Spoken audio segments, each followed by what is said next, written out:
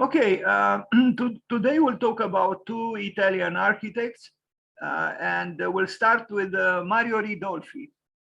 Let's read a little bit about him. So Mario Ridolfi, born, as you see, on May 5th in 1904 and died in 1984, è stato un architetto italiano. Now I translate because I couldn't find. This is almost a unique case that Mario Ridolfi doesn't have an English Wikipedia page. So I took the information from the Italian Wikipedia and I translated a little bit. So Mario Ridolfi, we know, May 5th, 1904, and died in 1984. Born in Rome into a, you have to understand this is a Google translation, and as such is imperfect. Please forgive the imperfections.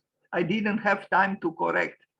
Born in Rome into an artisan family of construction from 1918 to 1984, Mario Ridolfi, after completing the lower schools, he worked for an engineer while at the same time attending the evening schools with a special focus on building. In 1924, he enrolled at the Higher School of Architecture in Rome after having won the architecture scholarship. In 1929, he graduated with a project for a marine colony in Castel Fusano, near Rome. Ridolfi's design activity began in the 30s when he began to work participating in the many competitions with which he wanted to design the new Rome of the fascist regime until he won in 1932 the one for the Nomentano postal building in Piazza Bologna, which you are going to see. The building is one of the most significant examples of Italian rationalism, like the other two Roman buildings for housing units in Via di Villa Massimo and Via San Valentino Colombo, and the Bordoni Technical Institute in Pavia, in which the collaboration with Konrad Wachsmann is recorded. Ridolfi's training is, however, due to the path it followed and the environment in which it developed, linked to tradition, even if open to the modern movement, which constitutes the almost temporary form of expression, a variety in the definition of architectural space. The automatic translation of Google is not very good. I apologize. After the war, he will adhere to the defined current of architectural neorealism, which aspires to reinterpret the values of the past, its techniques, materials, and architectural details in a modern key, tending to recreate an ideal architectural and living space typical of the environment, of the built environment of a village, I guess. The symbolic representation of the neorealist doctrine is the intervention in the Tiburtino district in Rome, which involves Ridolfi and Quaroni, another important architect, Quaroni, Lodovico Quaroni, between 1949 and 1954, together with a certain ideology of the Ina Casa that marries well this vision of architecture linked to ethical and social issues of the place. Of the same architectural value are, in the same years, the Ina Towers, Ina Towers in Viale Ethiopia in Rome, Casa Palota and Casa Chitarini Interni, among the most representative works created in the heart of the historic center of the city, meaning Rome. So now we'll look at a few pictures of this, I would say, very important architect, Mario Ridolfi. Here he is in his older age. So he built mainly in Rome. Some drawings. I love the drawings of Mario Ridolfi. They are very architectural, but they are also very, there is something lyrical about them. You know, free-made, freehand drawings. Sorry, the image is not very clear. It's a study for a house he actually built. But look at this composite drawing where He has some kind of a rendering, but very technical, showing everything, intermingled with, a fragment of the plan, with a view, a small view, a section. So it's a page, it's a collage of various approaches to the building. But the constructive part of it is what distinguishes it. Like kind of like the drawings, the mechanical drawings, or I guess I could call them so, of Leonardo da Vinci, which are very, technical in spirit, innovations for machineries, but they're also drawn with artistry. We see the same thing here. It's essentially an analytical drawing with some details. You see clearly on the right, specifications. It's actually a very sustainable drawing, if I am to use a fashionable word, because on a single sheet of paper, he shows a lot of things. Maybe this was even used for construction, and it's okay if things, intermingle, so to speak. And but this is very uncommon. Also, the scale of each part of the drawing differs, I like it very much. And I actually think this could be also used in schools to save paper, to save space. You just use at maximum a sheet of paper, even if it's not the typical arrangement. But I like it exactly because it's not the typical arrangement. Here is another, drawing for a plan for a house, which he actually built. Interesting too. And you see, he was not just a, nostalgic towards tradition. He also, the plan is rather innovative with those, 5 smaller cylinders or square or circles, and then the larger one, and then in the center is, it's built on number 5. Everything there is with 5 sides, or 5 rounded figures and so on. Nice. Another drawing by him, where you see the just a juxtaposition between various parts of what he was doing. You see the plan, then you see a different scale, a fragment of the plan, then we see a detail of a window, then we see a detail of a section. I like this very much because it's actually, even in my opinion, a good graphic work. I would put it on the wall just as it is, but it's also descriptive, and it could function as a constructive document. His drawings are very dense with a lot of information, but there is some impressionistic quality about them, like this one. It's yes, the resolution is not great, but I don't know, it vibrates. It has a spirit. I like very much the drawings of Mario Ridolfi. This one we saw. Here is another one. This man was he knew what he was doing. This is the craft of architecture. And he thought of every single detail, how it should be, in the most minute detail.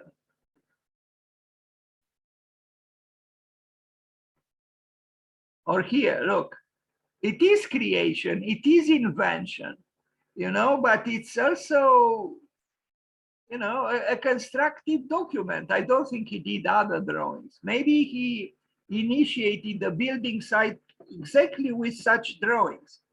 I like the craft, but as Walter Gropius said, an artist, and he included the architect here as well, he is also rooted in craft, but he's exalted, as opposed to the craftsman who only has the craft. The architect is supposed to have some form of exaltation, meaning artistry. Interesting architect, Mario Ridolfi.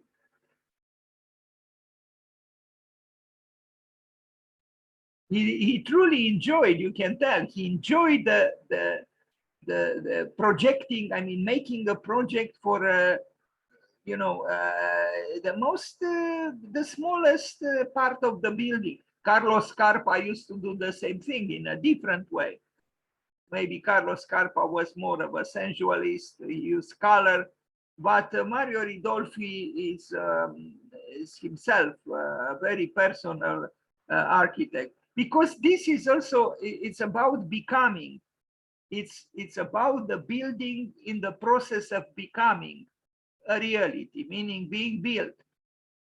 And these are freehand drawings, but I think they are nice artistically as well, or graphically.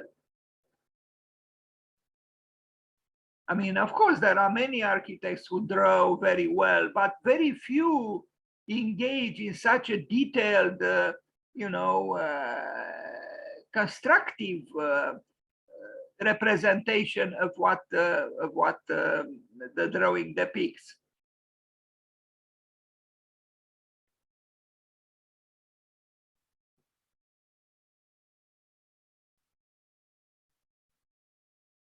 An apartment building here.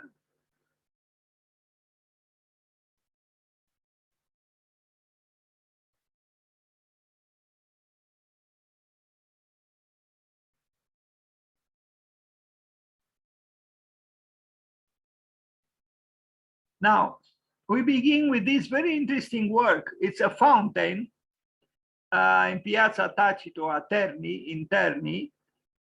So this one is not in Rome, from 1932 to 1936. It's here, and I think it represents the zodiac here with the zodiacal signs. And I don't know if it was restored. I have pictures that show the work, you know, at a certain stage in its existence. It is a modern work. You know, yes, we read that he did works around that time, 1930s, that you know, made him belong to Italian rationalism. And maybe we see some of that too, but we also see some form of classicism or neoclassicism. It's an interesting fountain. I regret a little bit we don't have more contemporary pictures, so to speak. But the idea to, you know, to depict the zodiacal signs at the bottom on the horizontal surface, or almost horizontal, is interesting. I wonder why he did so. What was the meaning of this?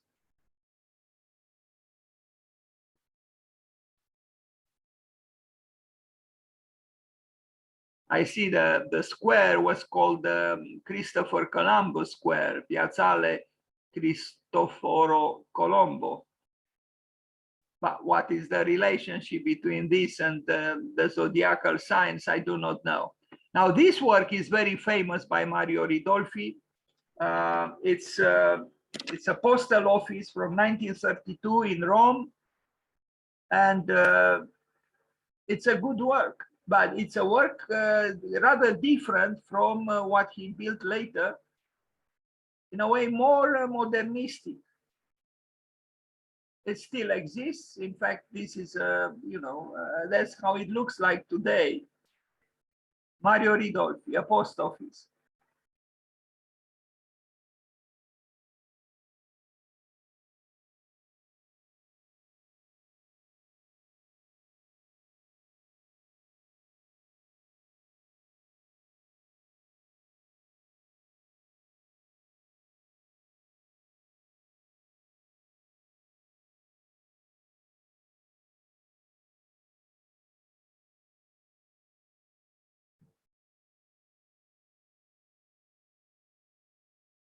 I would say he was more so-called modern early in his career than later. You see, you look at the architecture and you look at this telephone, then you realize that while the architecture didn't age, I mean, such a building could very well be built today. The telephone is almost 100 years old, and it shows it. Although I like these telephones very much, I wish I had one too, and I wish I could receive SMS, SMS, with a plural on it, but it's probably not possible. Anyway, here are the plans of this large postal office. I mean, it's kind of funny because I lived for a short while in Rome, and I received something to the post office, and it was impossible to find it. The postal service in Italy is a joke, but I see the buildings at least are not, or at least this building is not. Mario Ridolfi, Rome. Now, maybe this building is not so spectacular for us in the 21st century, but this was built in the 1930s, before the Second World War. Although it has fluidities and it's curved, it's still a modern, it's a symmetrical building, actually. Now, a tomb from 1934, but no pictures, sorry.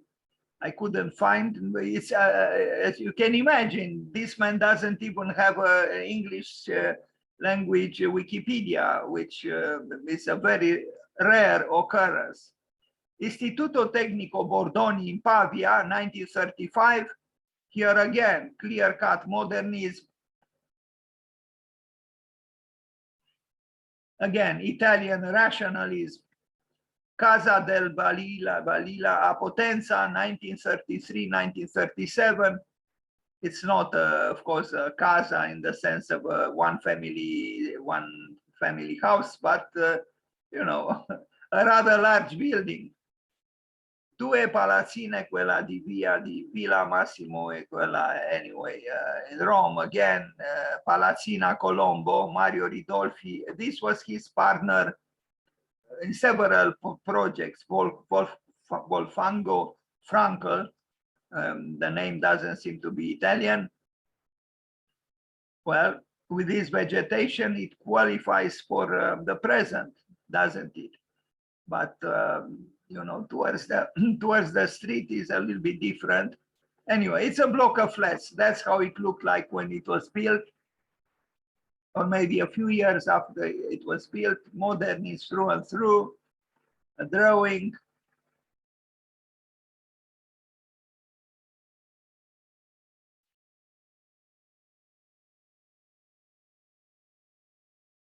Casa Civile a Milano in Viale Tunisia.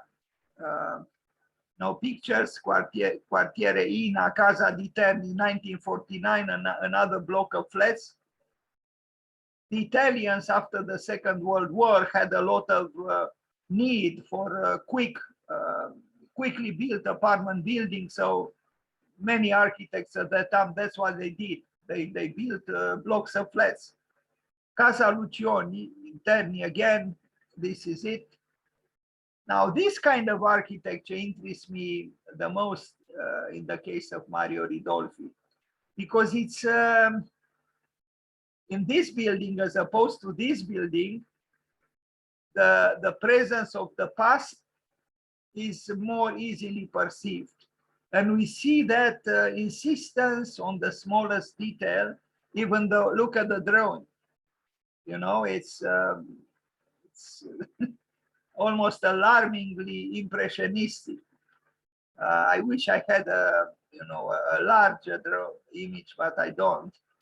Casa Chitarini, also in Terni. It's a block of flats, but this one is interesting too. He has the rationalistic structure, and then he fills in, with bricks. It's interesting. Even the balconies, they are a little bit, they have an expression, so to speak. They are not banal.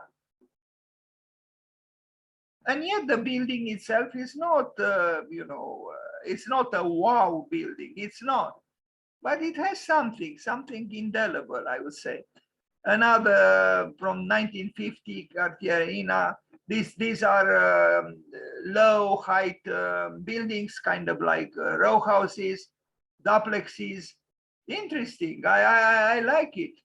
I wouldn't mind living in one of these units. And you see something peculiar here, which would probably make Ernst Neufert agitated, and not just him. Look here, there is no, from the last step, you step in the house, there is no, you know, horizontal little platform here at all. You know, you just, I don't know how this was accepted. You imagine when you exit the building, you open the door and you know, if you are not very careful, you could fall on these steps, and they are all like this. But you know, not architects, you know, respect all the requirements, the functional requirements. Yeah, you do have to be careful there. It's true. I have seen this also in a luxurious villa built in the United States. I forgot the name of the architect. So anyway,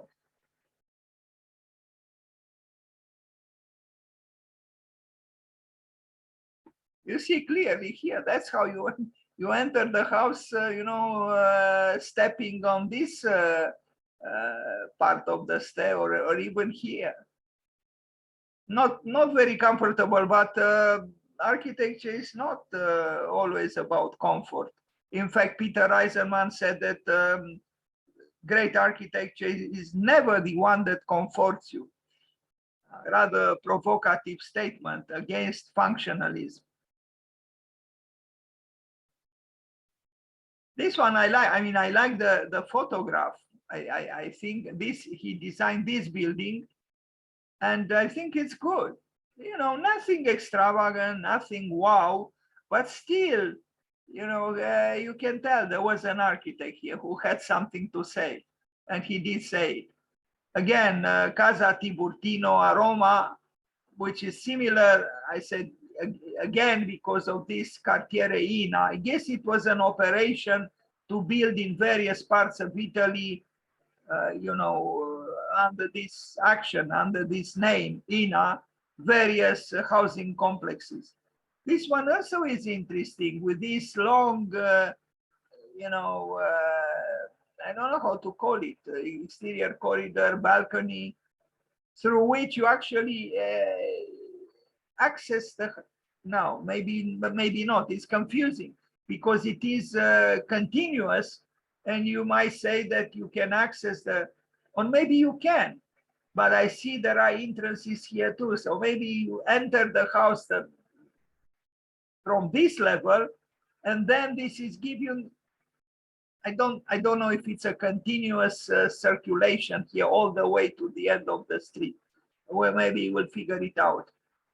No, but here we see there is access into the house here, and I guess some other houses are accessed from this. This is interesting, I would say, and maybe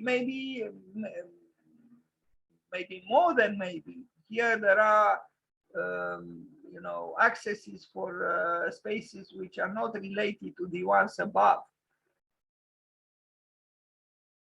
But this diagonal zigzagging circulation has a sculptural and functional too, but the sculptural interest, I would say, about it. It's not a bad building.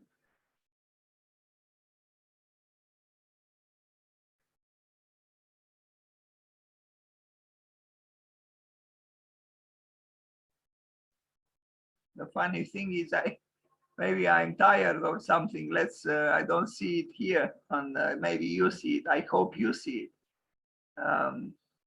Anyway, Mario Ridolfi, assicurazioni in Viale Ethiopia, Roma, 1952. Other blocks of flats, but this taller and more monumental in a way. They are not bad, and I think again he was able to, you know, use modernity as some kind of a springboard for looking backwards, for looking towards the past. I mean, you know, he used a sloping roof at the top, although he could have used easily, you know, like here to have just not like here because it's the same type of roofing, you know, to have a flat, you know, a terrace jardin, a flat roofing. This kind of, you know, termination of the building connects also with Rome, but you know, they are big buildings. I think they are good. I think they are good architecture, and he also employs rather vertical windows as opposed to horizontal, as you know, the modernist dogma would have required. There is something Italian or even Roman about this complex of buildings. Mario Ridolfi, Roma. It is the plan. The plan is very simple. I mean, you know, you can see it very well, but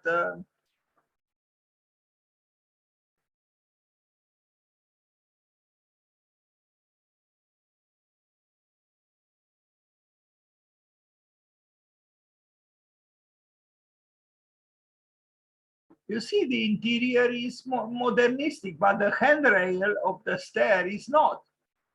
This kind of ornamented or ornamental handrail is rather belonging to a different time a little bit. It's not as modern as the space itself or as this piece here, let's call it furniture.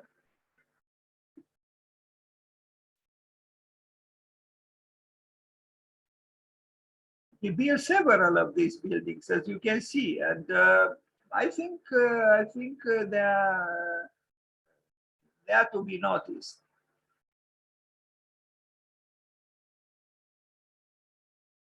Mario Ridolfi in Rome.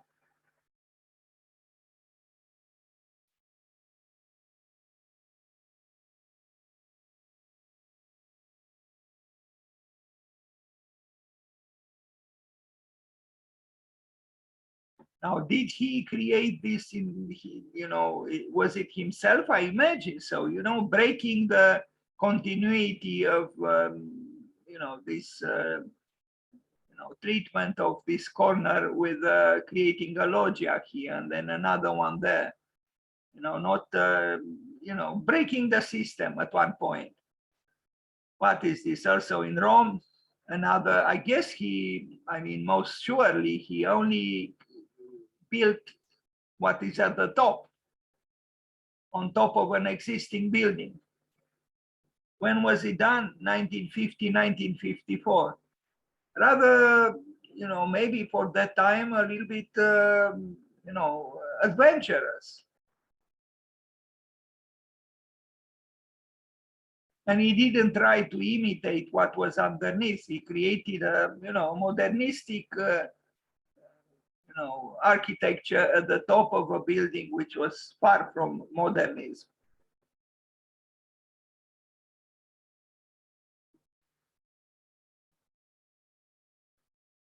This is another one. This one interesting too, in a different way. Look what he does here at the corner, you know, with this rift. You know, very interesting. I never saw this before.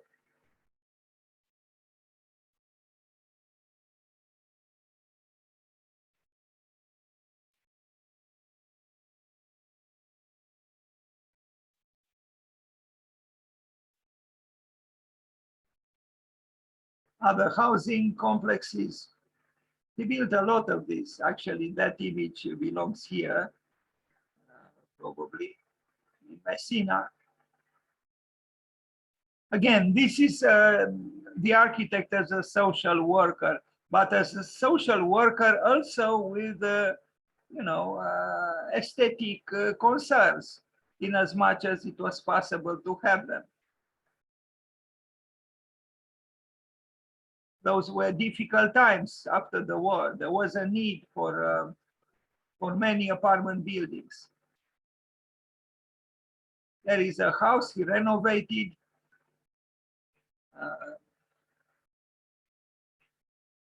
Renovated as his main intervention is at the top on the terrace of the building. I think like in the previous example, or 2 or 3 examples before, here he only built at the top, on top of an existing building. Mario Ridolfi.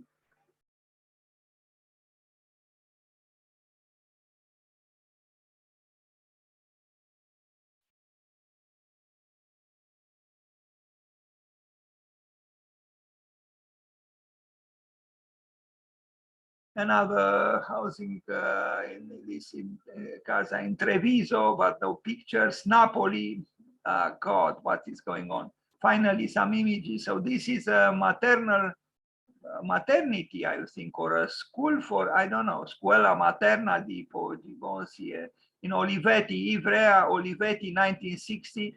I like this architecture of Mario Ridolfi when there is a certain level of rurality, the rural. So when he combines somehow the urban with the rural, I think something interesting happens. And I keep saying that China has a great treasure in its hands because it has thousands, maybe tens, maybe hundreds of thousands of great old abandoned villages.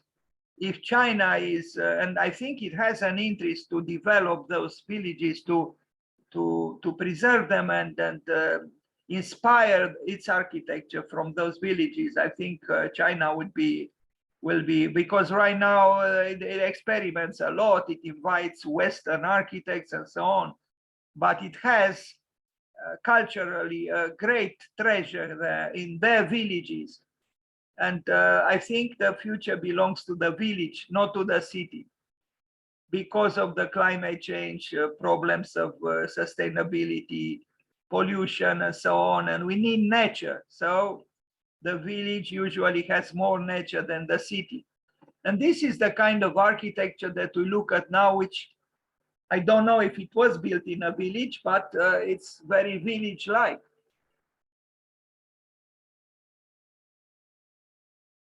Not bad, Mario Ridolfi.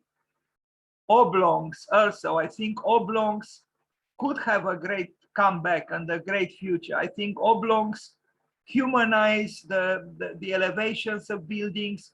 They are very useful functionally because they protect against noise, and they protect against dust or a certain unfavorable light condition.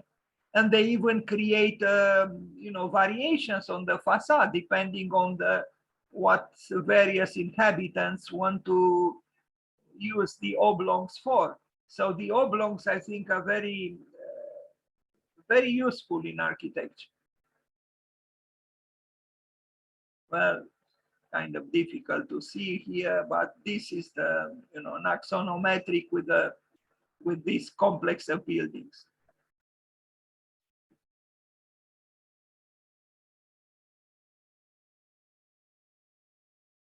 The interior is interesting too.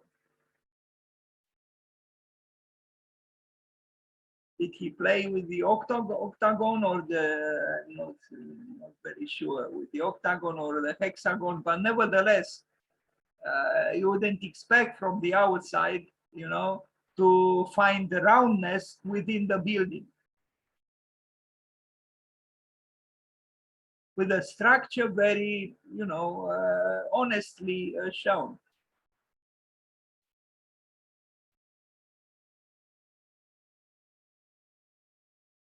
It's a school.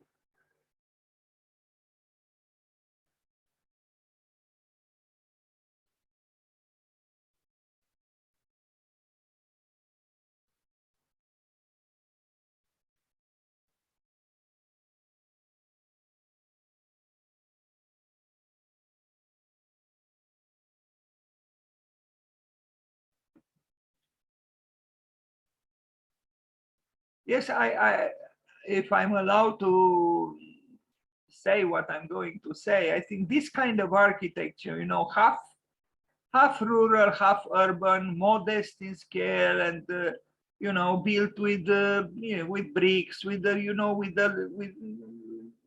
common material, so to speak. I think is very appropriate for our time.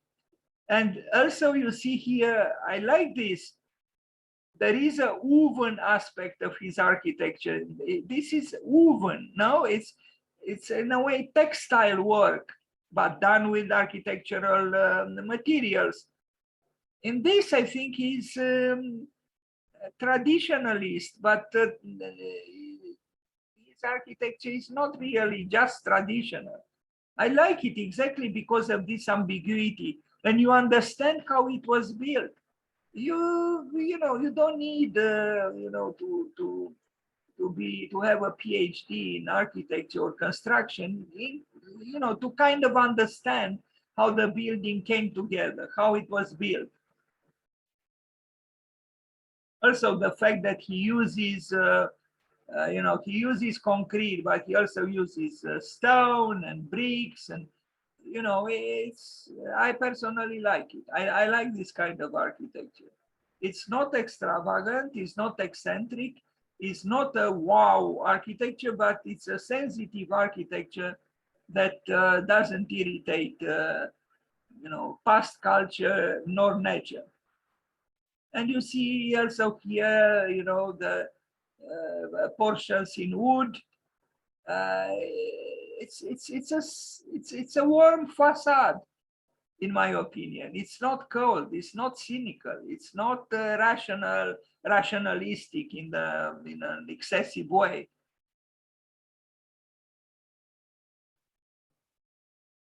Mario Ridolfi. And this kind of building indeed connects with the drawings we saw at the beginning. The same kind of sensitivity of architecture. Now, what is this? 1954, 1963. Even these are interesting.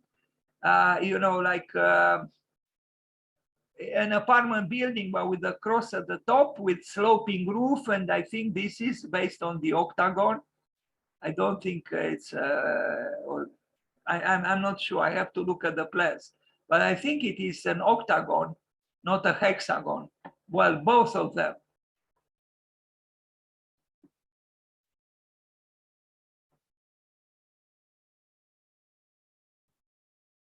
Another one in Terni, 1966. A drawing, as we know, he drew.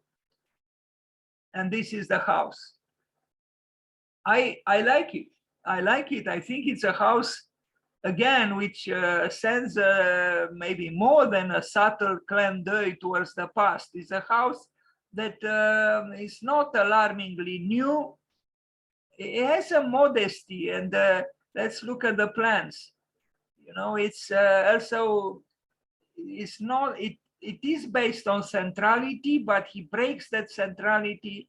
There is also asymmetry within symmetry.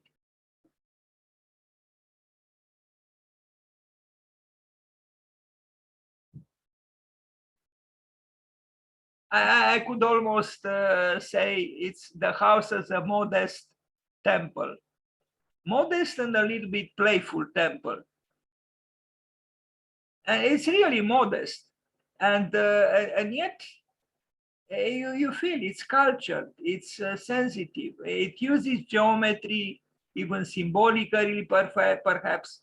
But it's, and it's very, very Italian. Look at the plan.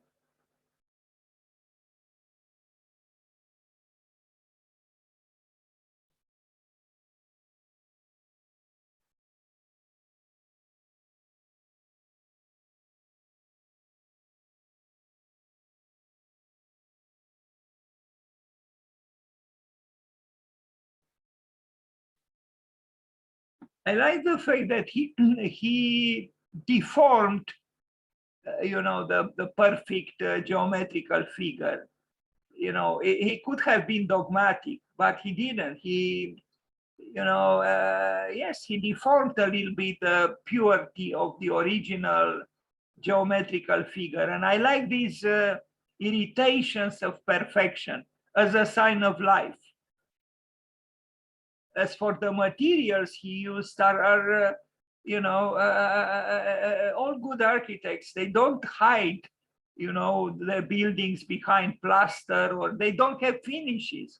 There are no finishes here. The material is left, you know, the masonry wall as it was built.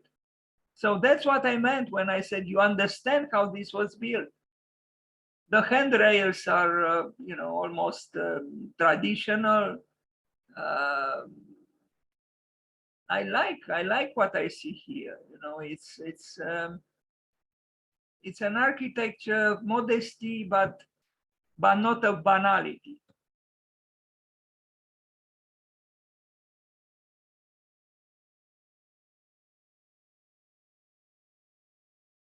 You obviously like the octagon. We see the octagon here. You know, yeah. But the octagon has a long tradition, and even Leonardo da Vinci, although he didn't build, but he made many drawings with octagonal buildings. And look at the various images of this house. I think in its very so-called imperfection, or you know, in its fragility resides its power.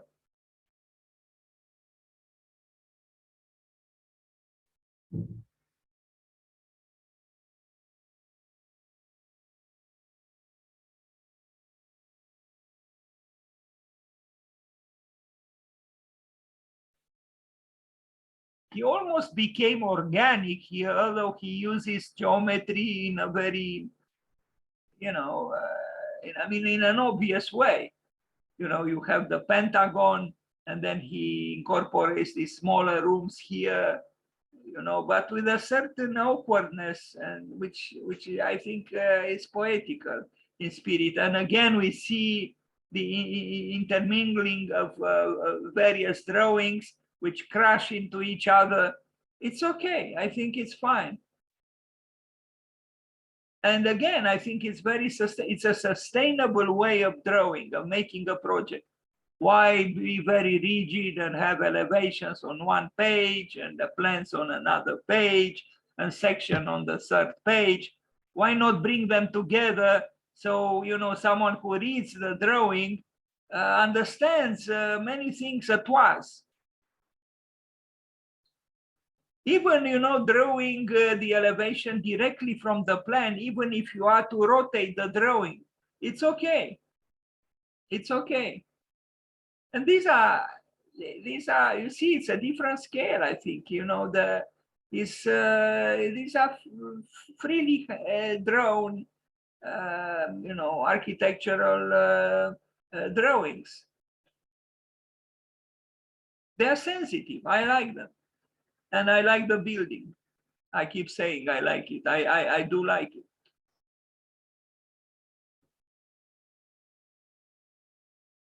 And this kind of playfulness at the top, we don't use any longer because we think we are too serious these days to do something like this. Well, we cannot say that Mario Ridolfi was not a serious architect. And look at this rotated, the interior is strikingly modern, but you have the rotated window, which is rather interesting. Now, project for a motel from 1968. This one I regret was not built. I mean, it's a beautiful drawing, pencil drawing. And you see, he was not a placid traditionalist. Why did he modify vertically the silhouette of the building? You know, the plan, yes, and I even like the, you know, the accidental erosion of the paper.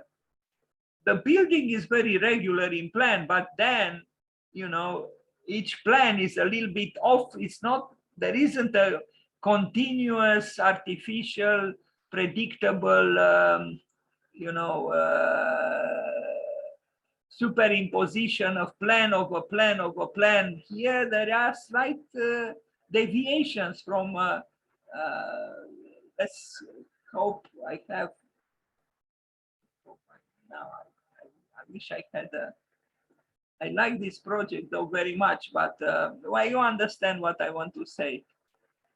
It's the rebelliousness in architect which makes him, you know, complicate his matter, you know, because yes, he complicates himself, but But in order to make the building sing, in order to make the building alive, and he succeeds.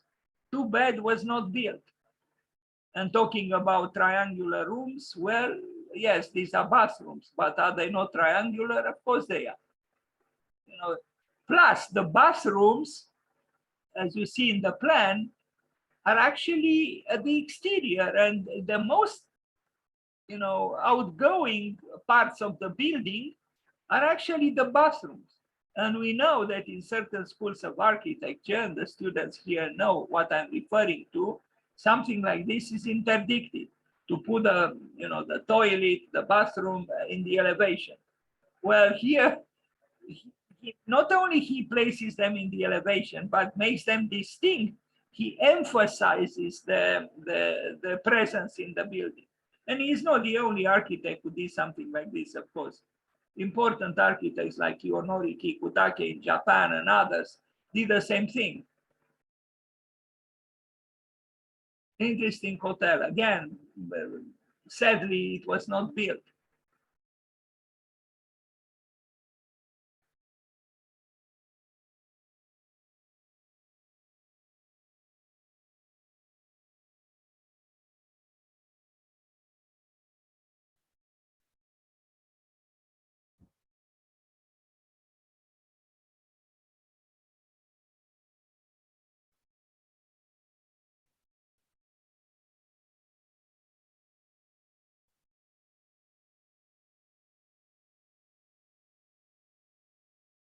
So again, I think it is necessary to emphasize that these architects thought that the bathrooms could be actually sculptural elements in the anatomy of the building, and they do function as such.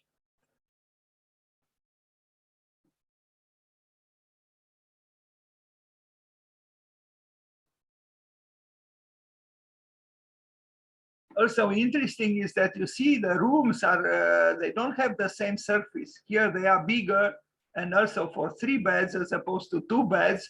So this is not a perfectly symmetrical configuration. Interesting work, and dynamic and organic, but in a subtle way.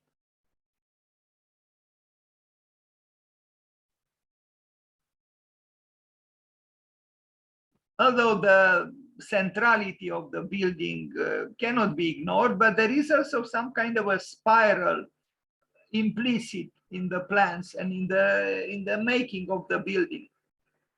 This was supposed to be a complicated building to build, probably, but if it was built, it would have been I think, a very, very interesting building. Anyway, it was not built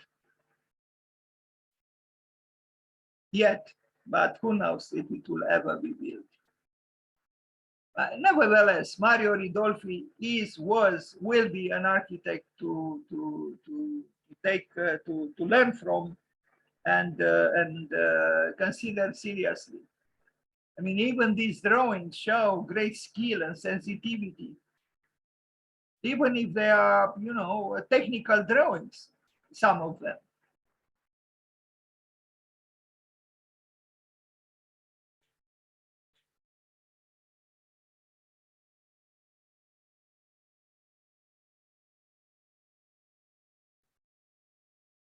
All in all, I would say that, like in the cases of any important architect, architecture is conceived as an adventure, as a creation. You don't follow the battered path. You create your own path and create something that is yours, born from yourself, not from what you saw in magazines or in books or in somebody else's work. No, it has to be born from yourself. You give birth to a building. Just like parents give birth to children, they certainly want their children to, to be theirs and not the children of somebody else. Call it egocentrism if you want, but I don't think it's egocentrism. It's the rule of nature, actually.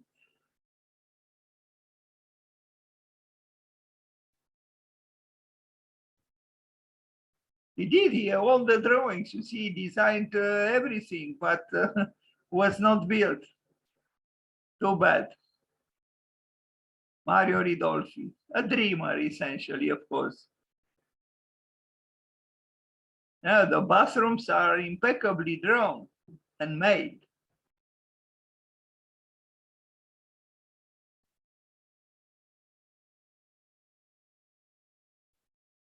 Mario Ridolfi, l'architettura di Ridolfi Frankel, his partner. He died in 1984. Complesso Fontana Terni, we saw it, Casa Cresta.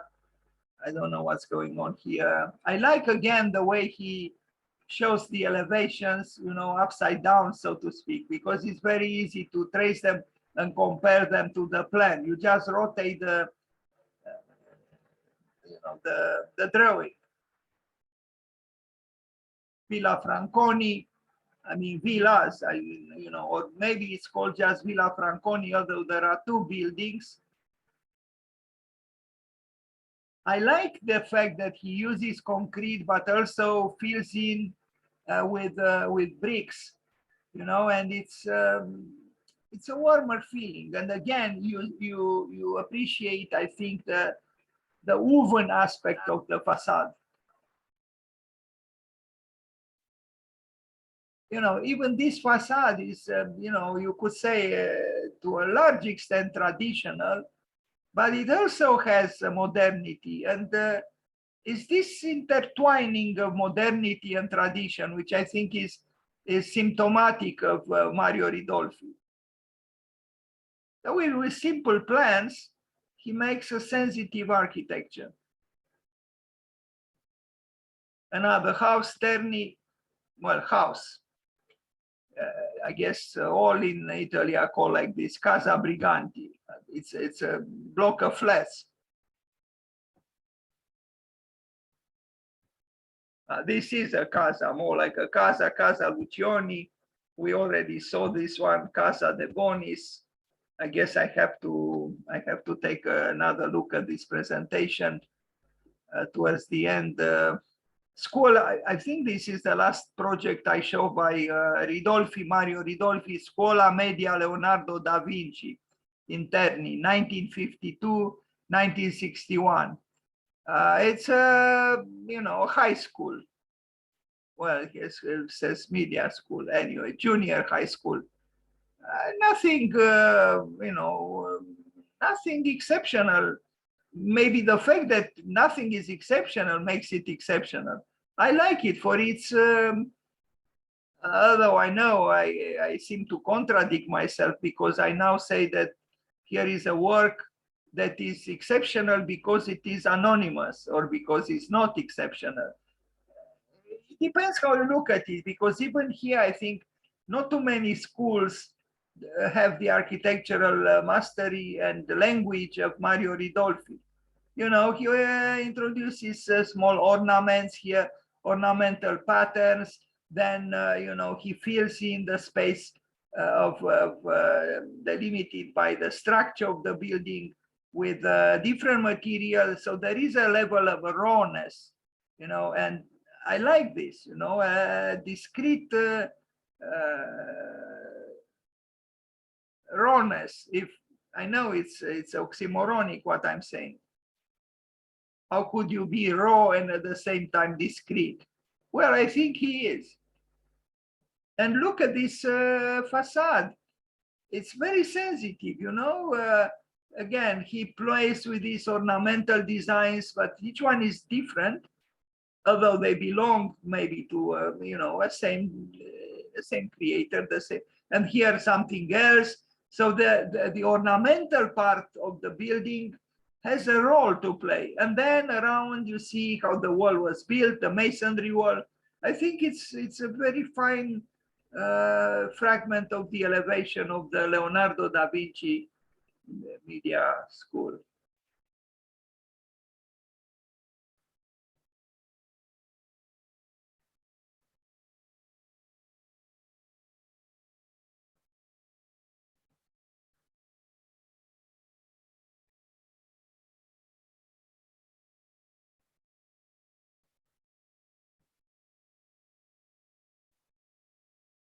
Okay, that's it. And now we go to the second architect after we tell Mr. Ridolfi again, happy birthday.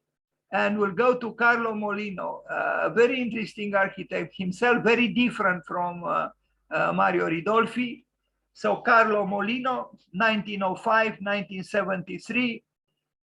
He was born, as you can see, on May 6th, was an Italian architect, designer, photographer, and educator.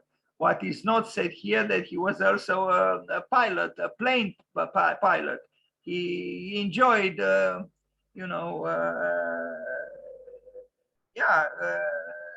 flying by himself with planes. So Carlo Mollino was born on May 6 in Turin in 1905.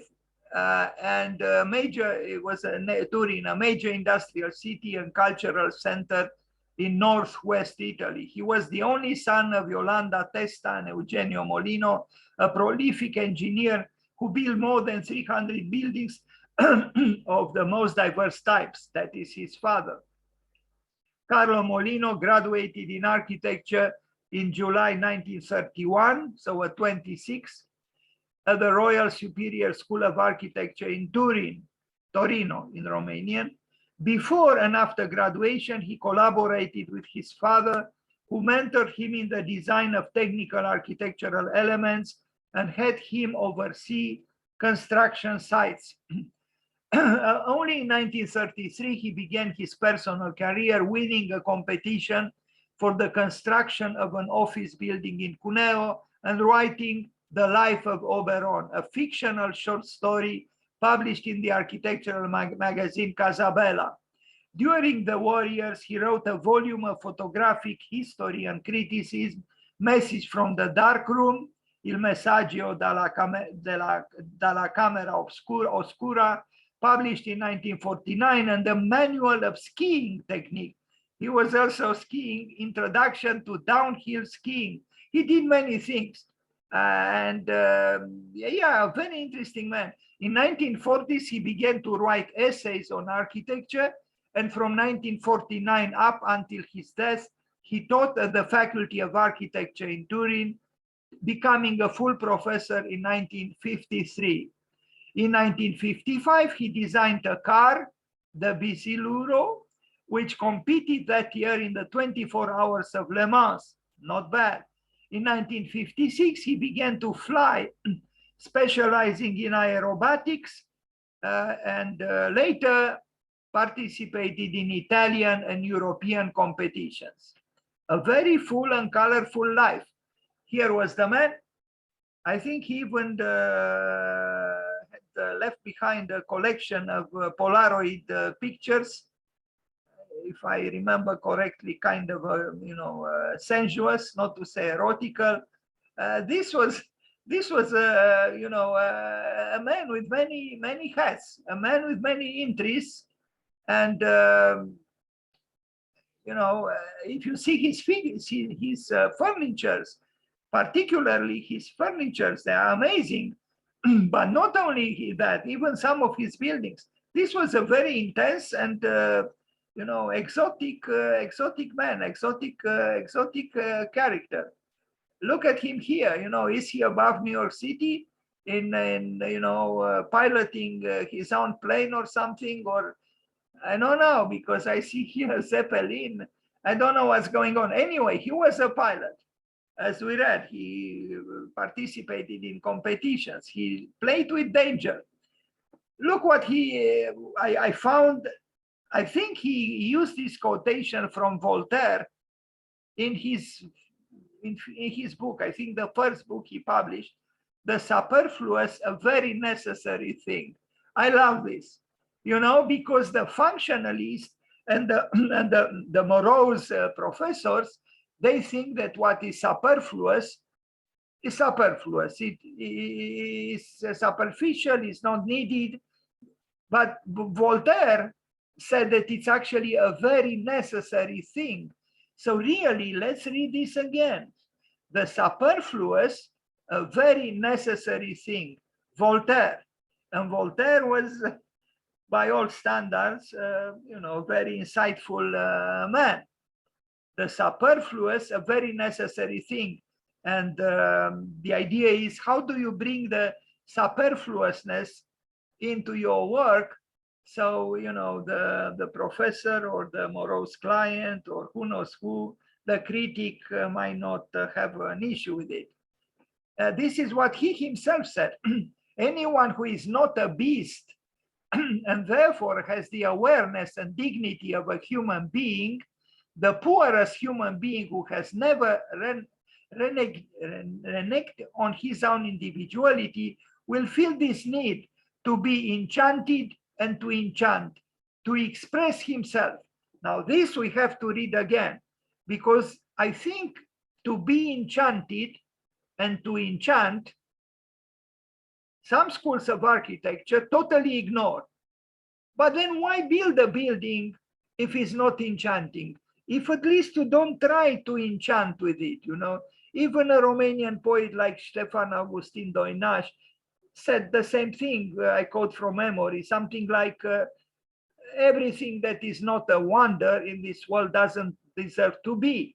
The same way, this man says, you know, only a beast doesn't want to have, you know, expression in the human world and to be enchanted. The human being wants to be enchanted and wants to enchant. I think these two quotations deserve attention. Everything is allowed as long as it stems from creative imagination, that is decrepit beauty, beyond any intellectualist program. Let's read again, because this man was and is provocative. Everything is allowed as long as it stems from creative imagination, that is decrepit beauty. Now, why does he associate imagination with decrepit beauty, and why decrepit? It's probably an interesting question. Beyond any intellectualistic program. Yeah, I would agree, you know, because the intellectualistic programs lead to frigidity and sterility, and we don't want that. But let's not forget, he said, everything is allowed as long as it stems from creative imagination. And his works did and do sketches and drawings of furniture. He has astonishing pieces of furniture. Look at this fragment of a stair. It's miraculous. You know, it's creative, it's wild, it's geometrical, it's ordered and disordered at the same time. Carlo Mollino. A study for a table, a study for a building.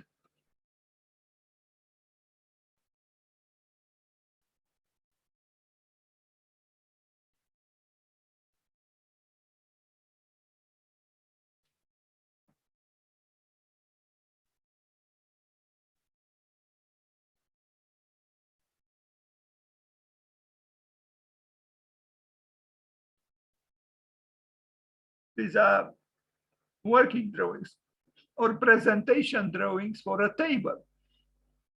But a table, you know, that is creative, that stemmed from the creative imagination he mentioned.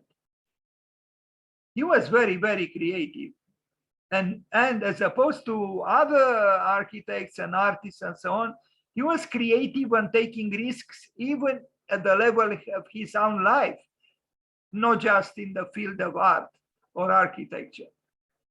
Look at this house, which is actually, you know, supported just, you know, at the bottom, what you see here. We are going to see it, but it's very interesting. And also you see, just like in the case of Mario Ridolfi, you see a serious concern with the construction of the building, which in itself is creative. A sketch for a chair, for a sitting, drawing for a table. Carlo Mollino, he also published fiction. Very nice. So he even wrote as a writer, architect and storyteller. Now, 1933, 1935, sede Federazione Agricoltori, offices of the Farmers Federation in Cuneo. In 1933, Carlo Mollino, together with the engineer Vittorio Baudi di Selve, won the competition for the construction of the new offices of this institution. The first building designed by Mollino is visibly influenced by the architecture of Erich Mendelssohn, a very important German architect, in whose studio Mollino had briefly worked 2 years earlier, but also combines elements of Italian second futurist architecture and of metaphysical art. This is the building, an early building by him. Another one, 1937-1940, Horse Riding Club of Turin, in charge of designing the seat of the Horse Riding Club of Turin, with the support of the engineer Vittorio Baudi di Selve. Carlo Mollino innovatively introduces elements borrowed from surrealism and metaphysical art in the horizon of the modern movement. He effectively merged functional architecture with expressive themes, designing his first masterpiece and an innovative design in the history of architecture.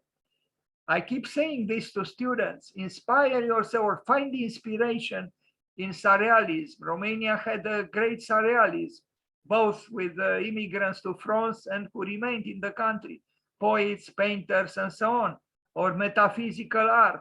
This man was complex, and too bad I only have this image. I really regret, but maybe you can search for it if Mollino stirs up your interest. Casa in Collina, House on the Hill, 1942. Giuseppe Pagano invited a group of Italian architects to design their own ideal house for the magazine Domus. Carlo Mollino designed a 7-story tower to be erected on the Turin hillside, containing only 1 room per floor. God. In homage to the Feta di Polenta, the house built by Alessandro Antonelli in Turin. The project was published in the issue of February 1942. So you see, he was also playful, you know, made a tower with only 1 room per floor. And this is the tower. It was not built, but he submitted the project. Now, yeah, it was 1 room, but I imagine a rather large room. Another casa, House on the Heights, described by Carlo Mollino as a pavilion, a tent that Assyrian kings used to take with them on hunting sorties. The villa is perched on a hill in southern Italy, its structure inspired by the Roman domus, closed in around an internal courtyard. The project was not built, and Gio Ponti published it in Stile, April 1944, together with an evocative letter from Mollino himself, describing the genesis of the project. So you see, even if a building is not built, but if you express your deeper, you know, emotions, thoughts into a project, that project represents something for you, but also for architecture. If again, it was born from that creative energy that Mollino mentioned. Monumento ai caduti per la libertà, Monument to the Fallen, in Turin, 1945-1947. Carlo Mollino and the sculptor Umberto Mastroianni won the competition issued by the city of Turin for a monument to be erected in the town cemetery in memory of the partisans fallen during World War II. The two conceived a figurative monument accessible to the general public with a direct symbolism. And here it is. Very simple, but I think very moving. And, you know, again, you know, you have an architect and you have a sculptor contributing, working together. And, you know, the result is unusual. Of course, I like both the sculpture and also the simplicity, you know, of the architect's contribution.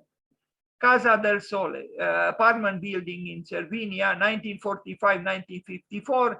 The building was commissioned by engineer Dino Lora Totino, president of this cableways company, to implement the accommodation facilities of Cervinia. Carlo Mollino transforms the geometry of the facades of the traditional wooden Walser Alpine houses, of which he was a connoisseur because he used to ski and even wrote a book, we remember, about skiing, downhill skiing, into a reinforced concrete orthogonal modernist structure, unbalanced at the top by a small villa hovering like an eagle's neck. Unbalanced. You see it, it's here. Rather provocative. This man was restless, so to speak. Stazione Lago Noro, and where is this? 1946, 1947. I have too much text here. I'm a little bit tired of reading it. So he creates a sculptural building by intersecting a double pitch roof on the north side with a single pitch roof on the south side. On the structure composed of 5 reinforced concrete Virandel beams, he inserts on the upper floors an infill of logs. The building commissioned by Piero Duzio, owner of this car brand, was the arrival point of a sled lift system. It contained a bar, restaurant, and served as a refuge. You know, it's dynamic, it's sculptural, and that's interesting. Another, well, Casa Capriata, this small weekend house for skiers, was conceived by Carlo Mollino as a simple shape that could be prefabricated using minimal wooden elements. It was an insulated box to be mounted on any mountain terrain, suspended on different kinds of structures.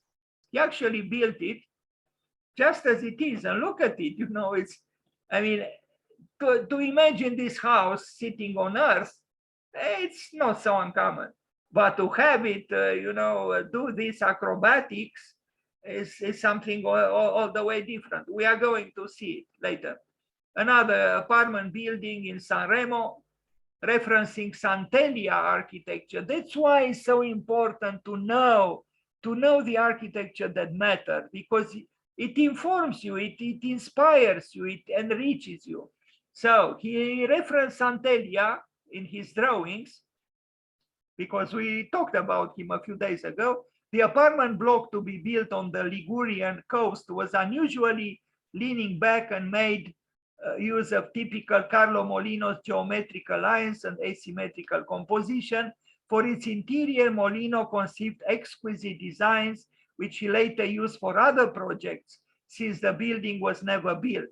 The project was conducted in collaboration with architect Mario Rogero. Here it is, the project. Now, I don't know, this looks like a modern rendering. I don't know if at that time he was able to, you know, or it's a picture of the model, but an exquisite model. Anyway, an auditorium for RAI, radio, I forgot exactly what is the Italian main, you know, radio and maybe TV station in Italy. He redesigned only the interior of the concert hall. Here it is, Carlo Mollino.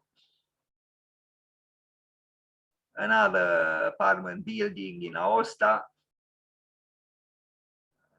A social housing project. He played on pre-war schemes of Italian rationalism to design a horizontal volume highlighted by the use of many different and colorful materials and finishes reflecting Italian post-war cheerful spirit. Well, maybe it doesn't look too cheerful in this photograph. Casa Cataneo, Agra. I don't read. This one is interesting. I don't know what. I'm irritated by my own presentation because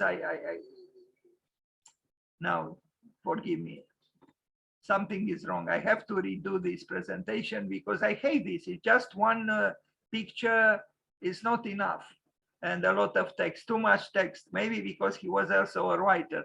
Forgive me for this. I'm not comfortable myself with this kind of presentation, but I'll go through it with your acceptance. The small villa for this Cataneo family sits like a resting animal, yet ready to jump on the hillside overlooking the Lake Maggiore. Carlo Mollino designed with great care all its details and conceived an unusual structure concealed in the roof to sustain the large span of its central part. Obviously, he was the son of an engineer. Originally, the house was camouflaged using green and yellow enameled roof tiles. Interesting, but unfortunately, we don't have color pictures here. I'm mad at myself. I made this presentation 1 or 2 years ago, and I should have reviewed it. Concourse or competition, concrete structures. Anyway, what is this? I don't know what it is. A weekend house. He liked to elevate, you know, if you make abstraction of what's going on at the bottom, this thing is almost a traditional mountain or alpine architecture, to use the title of the book by Bruno Taut. But because he, you know, he separates it from the earth and even from its base, it's like it's floating there, and it has a certain surrealism, although the house itself, it's not strikingly modern in any way. What is this? Camera di Commercio, Torino. Here it is. Well, what can we say? It's the Chamber of Commerce, and it does say it. I don't like it, but it's not for me to like it. It's okay. It's you know, it's a corporate building. It's a you know, it's a commercial building, governmental building, and corporate building all at once. The Chamber of Commerce. Teatro Regio Opera House in Turin, one of Carlo Mollino's masterpieces. The Teatro Regio is essentially composed of a foyer inspired by Piranesi's architectural visions of the carceri, the prisons. A fascinating open space in reinforced concrete. The auditorium, a large egg that envelops the audience and the stage in a completely curved space. The technical part of the stage, still one of the most modern and functional in Europe. Together with Mollino, the project was supervised by the engineers, you read that, and an architect, another architect. Anyway, important, I think, that he created a foyer inspired by Piranesi's carceri, the prison. This man had the complexity, and he had the culture to serve this complexity accordingly. I have seen more spectacular pictures than this. I'm mad at myself. I don't understand. Please try to describe to me why is it. Try to make me understand why I was so self-destructive in this presentation. We'll end now with by the way, if you want to study further Carlo Mollino, there is this website with his name.org, and you look at architecture because you see other things there. And now we will see, we'll look at some, at the end of this imperfect presentation, we'll look at some stunning designs of furniture he made. Look at this table, you know, it's exquisite. You know, it's playful. It's, you remember, we began with that quotation from Voltaire, the necessity of the superfluous. Well, you know, the rigid functionalist would say this is superfluous. But Voltaire thought that the superfluous is necessary. And I would agree with Voltaire. But all the joy in life, I mean, often it comes from the superfluousness. Like John Ruskin said, the beauty of the tale of the God, I feel like saying, I'm beginning to be tired. The peacock. The peacock, the tail of the peacock is the summum of superfluousness. It has no function per se. So God himself enjoyed himself in his omnipotent creativity in exercises in superfluity. This is superfluous, but if it is interesting and beautiful and exciting, it's exactly because of this superfluous part of the table, not because of its horizontal part or this part, which is also predictably and functionally horizontal. Is the superfluousness, the capriciousness of its supports that makes it interesting and the work of distinction. Here is some kind of a desk and the chair he designed. Look at this, you know, the acrobatics of the structural system that support the table are coherent, but still, you know, to an extent at least, capricious, thus superfluous. I'm a great admirer of superfluousness because, I mean, look, like the back, even these chairs, he was a great designer. There is no question. You know, there is music here, there is artistry. And the artistry derives exactly from what Voltaire recommended. The superfluous is necessary. In other words, it has a function. Look at the back of this chair. Now, maybe it's not the most comfortable, although maybe it is, because its curvature probably, you know, kind of follows the curvature of the back of a person. Is it a little narrow? Yes, it is. But is it an interesting chair? Yes, it is. Carlo Mollino, well, his pieces is one-of-a-kind pieces. They go for a lot of money at auctions, but this is what you get when you have the artistic superfluousness of someone who followed his creative imagination. He designed even a car. And I understood that the car was actually in a competition, Le Mans. Isn't it futuristic? Yes, it is. But this is what you get when you allow your imagination to act out. So, Carlo Mollino, the provocateur par excellence.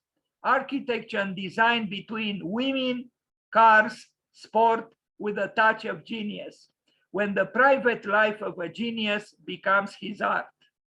I don't know who wrote this. It wasn't me. I took this wording from somewhere, but I think it's describing well this unusual man.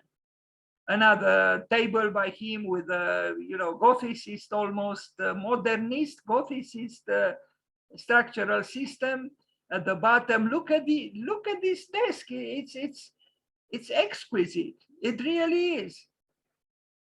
You know, the way it is. You know, it is. And of course, it has superfluous elements. And I almost bought that desk. Ah, hello, Bruce. How are you? Good. I almost got that desk. Please do it. You think you cannot get it again? I mean, you cannot. No, there's reproductions. Yes. Well, what can you do? I mean, but even as a reproduction. A reproduction's fine. Yeah, it doesn't have to be. Sure. I mean, there are great reproductions of the Kandinsky or Vasily chair by Marcel Breuer. Yeah, but please, I probably would want a new one anyways. Bruce, please tell me, since you are a great structural engineer, what do you think of the equilibristics of the supporting structure for this table? You think it's unacceptable in its capriciousness? Oh, I think it's beautiful. I love it. It resonates with me. I'm trying to learn more about Casa Capriata. Well, as I said, you know, you should inform me if possible when you want to show up, because I would have reviewed my presentation. Now I'm very unhappy with it. No, I'm learning about Mollino. I'm a fan of Mollino. I didn't realize he did no Casa Capriata. I didn't realize this amazing project. And it looks like somebody built it, right? Looks like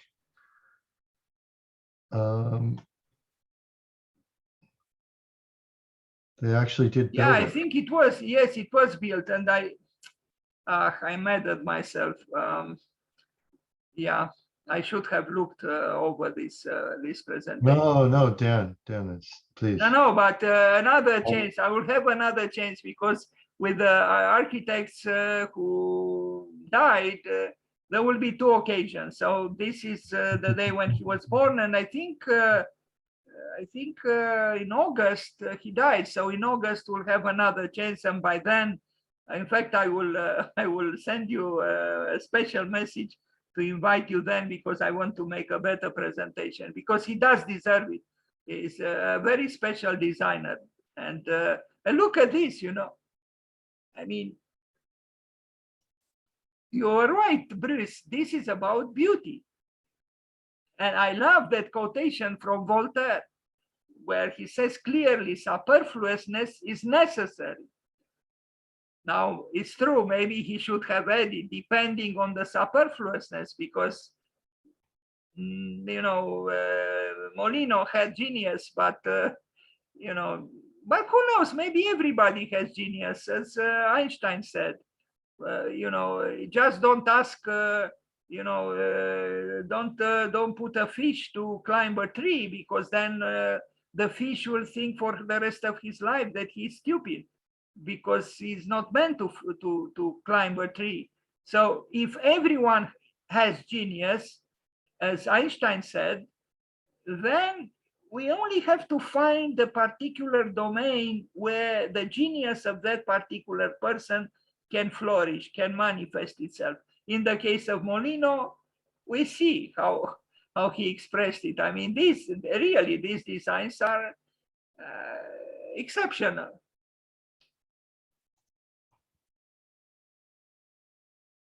Yeah, very interesting man, and he also played with the superfluousness, if I am to call it so, in his own life, not only in his creation, in his so-called professional life.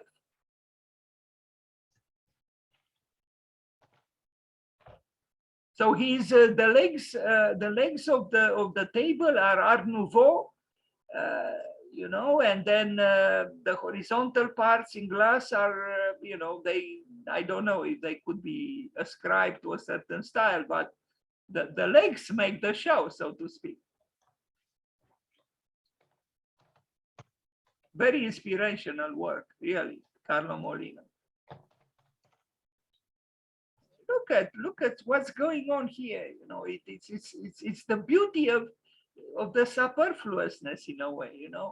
It's a complication which beauty exploits. Beauty nourishes itself from this so-called complication. The arid functionally is to tremble, but the one who has an artist soul rejoices. I think we need this spirit, and I'm so glad that an engineer here, Bruce Danziger from Los Angeles, vibrates to the beauty of the work of Mollino at the artistic side. And that's because it resonates with the artistic side inside Bruce Danziger. This is what art does. It creates vibrations, so they go from one to the other, because it's about emotions. And what would art be without emotions? The elegance of this piece is remarkable. This is the one that really, I find it to be exquisite. Was it expensive? No. It just, I'm at the point where I just can't fit anything in my space. I can't. Not even for a Carlo Mollino piece, Bruce. Yeah, well, it's a fantasy for me, right? I would start right, but who knows? I don't know. Usually we bring the furniture in after we build the house. What if we build the house around the furniture? Or yeah, I was thinking I would rent a studio, something that was a blank slate, and then start with this desk, and then see what else to put in. It would be nice. Yeah, it's just beautiful.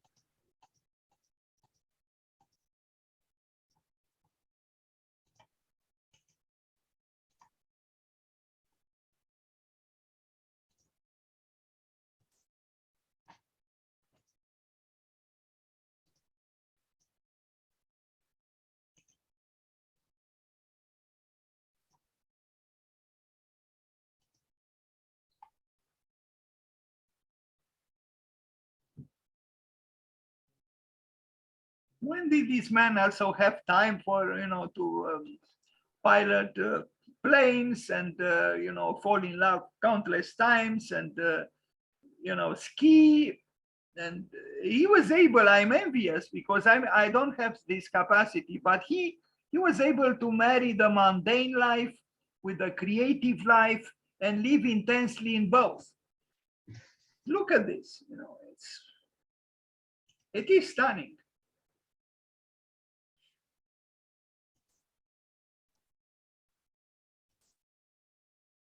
Maybe you can talk to your students, Bruce, about the, the structure and ornament in Mollino's work.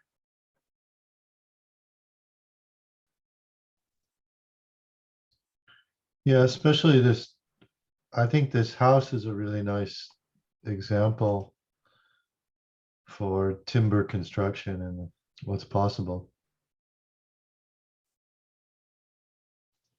This And one? it's amazing. Yeah, it's amazing. Yes, it is. But it's kind of like, in a way, it's like his tables, the acrobatics that he involves in the design of his desks is also present here. He's very concerned with this tension between the ground, the floor, the earth, the ground, and I don't know. Maybe I will say some stupid things now here, but I feel, and this is the unusualness of his designs, that he would say that the pedestal is the one that counts less. Like, for example, in the sculptures of Brancusi, of Brancusi, the pedestal, not only in his case, the pedestal was making the transition between the terrestrial, so to speak, attribute of the floor and the celestial attribute of the sculpture. So it was partly terrestrial and partly celestial, if I am to, describe the whole thing in this way. But in the case of Mollino, could we call this a pedestal? Not really. In a way, it's an anti-pedestal. Even the legs of his desks are, in fact, he reverses things. The most important parts happen underneath. Here is underneath the house. We have seen such houses. It's nothing, exceptionally new here. But what is new is underneath the house. That is the same thing with the table, his desk.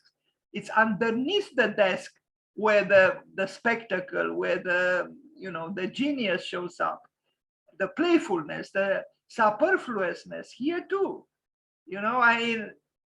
He deserves some philosophical insights, which I do not have now, but I do find him very interesting. Yeah, let me share a picture. Please, I'll finish now, and I will give you the screen. Just a second. I think I'm. Well, I don't want to interrupt you, Dan. No. Well, in order for you to share a picture, I have to give you the screen. No. Yeah, but that's okay. I don't need to share. No, I would like you to. I think I'm at the end. I can put it in the chat what I was going to share. I'll just put it in the chat. No, it would be nice to It's have in you the chat. also talk about it. Yeah, well, just click on the link in the chat. Well, okay, I did. Okay, and if I click on this, okay, let's see what happens. I click on the link you sent, but nothing happens because my laptop is probably unable to handle this kind of double operation, the Zoom, and I never did this before, and I see it's not working, Bruce. No, I have to give you the screen. I click on it and nothing happens. Sorry. Yeah. No, I guess I have to wait. We have to wait because my laptop is antique. Is a pre-antique laptop. I don't know what's wrong here. No, it's not open.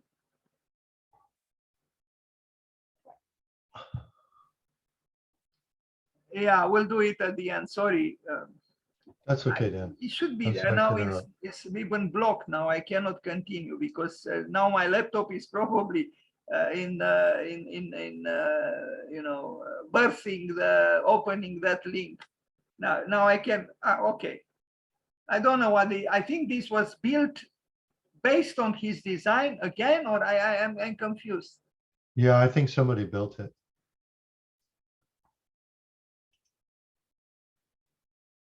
Okay, this is it, Bruce.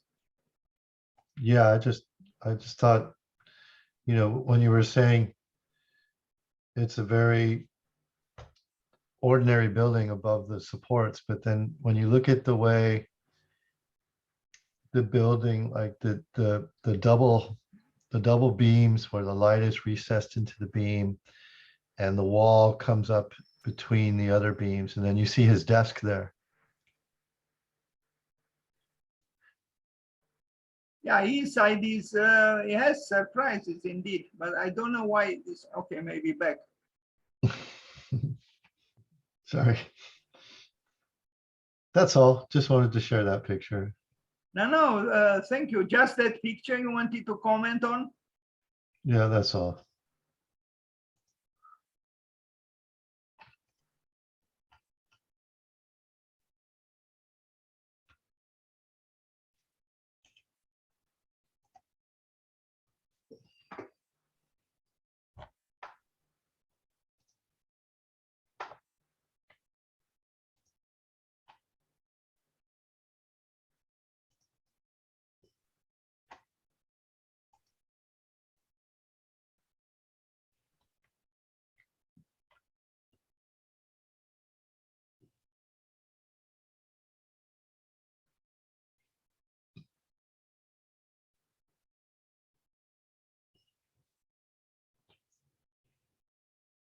I think his sketches are very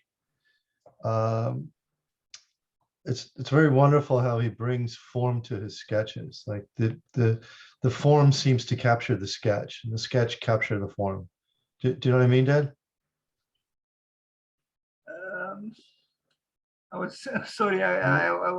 You were showing some of his sketches before Yes. in your presentation. Maybe you can go back to those, but they seem to really, especially in the furniture, that the connection between the form and yeah, forget that website, Dan. Oh, I know. Now you made me curious, and now I keep looking at other pictures. Here, you know, we have another view of the interior, but this is like looks like some kind of a rendering or something. Yeah, somebody else is rendering.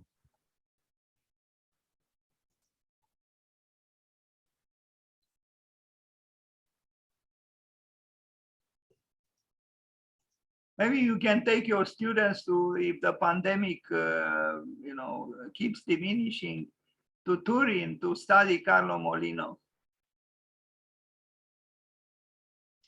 And what was his father? Was his father an architect as well? An engineer. His father an engineer. Did they have something to do with the bridge in Genoa that collapsed? I don't know. I don't know, but I understood his father built 300 buildings. He was a very accomplished engineer.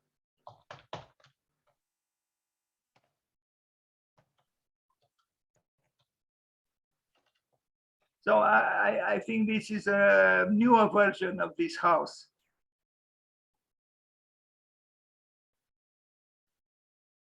Yeah, these are not pictures from when he built it.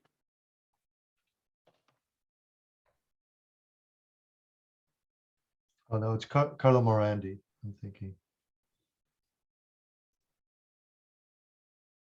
Not Mollino. I confused the two. You know, this beautiful bridge that Renzo Piano was involved in, the redesign. Yes. There's a beautiful speech that Renzo gives at the opening of the bridge. It's amazing, amazing speech.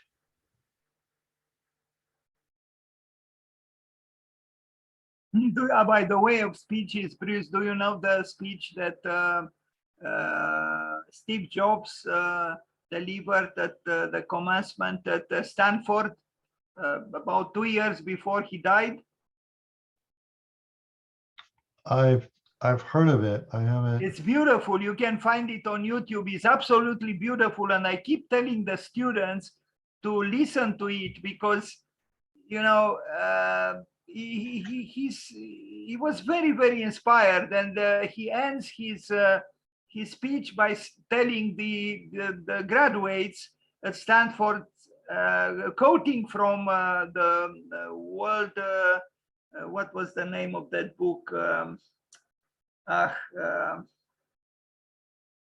forgot. Anyway, they were not his own words. He quoted from a book published at the end of 60s or early 70s. Stay foolish, stay hungry.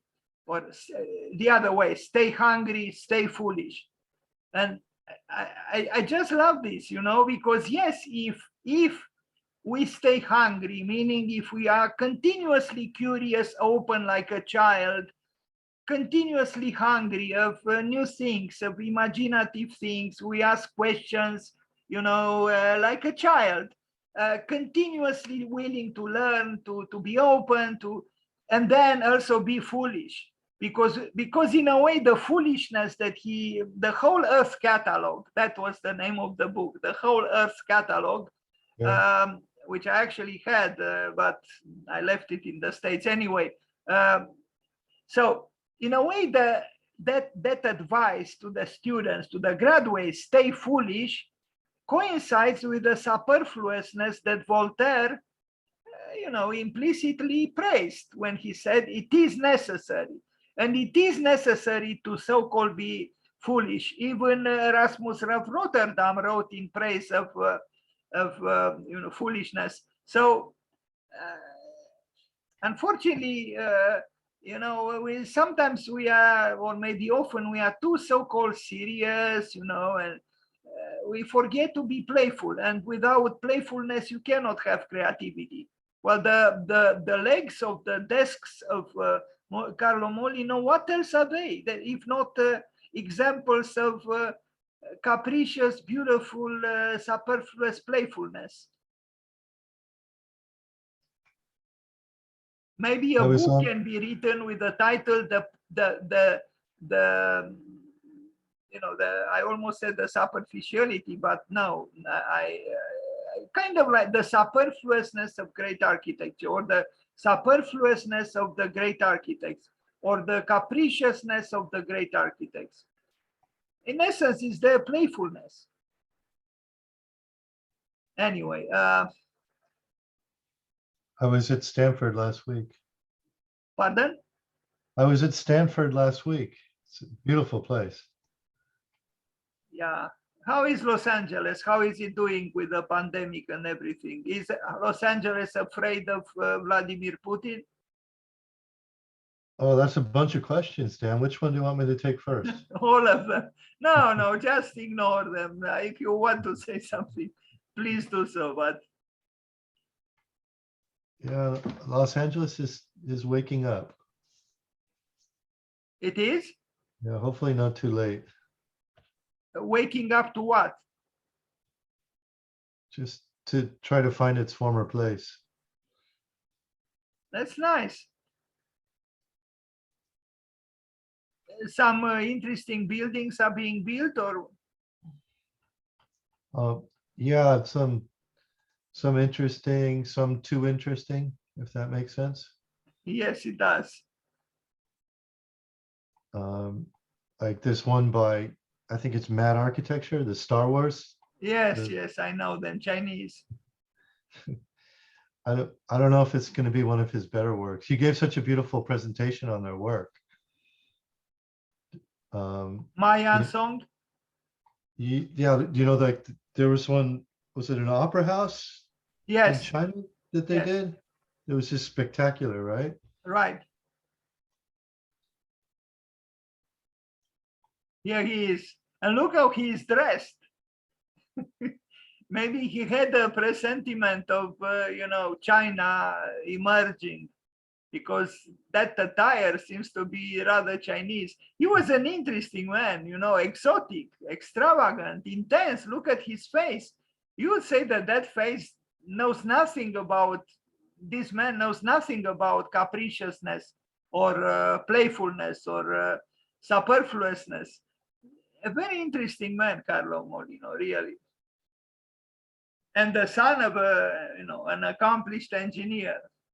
But he looks very, I don't know, did this man ever laugh? Or a dreamer, and dressed like Salvador Dali, like a surrealist. He loved surrealism, so it shows even in this picture. I like this picture. Look at him. Look at this man.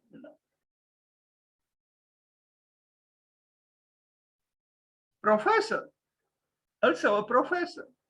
Yeah, maybe Playboy. Most surely. I mean, how many professors are pilots of planes and, do all kinds of things? Teatro Regio in Torino, another work by him.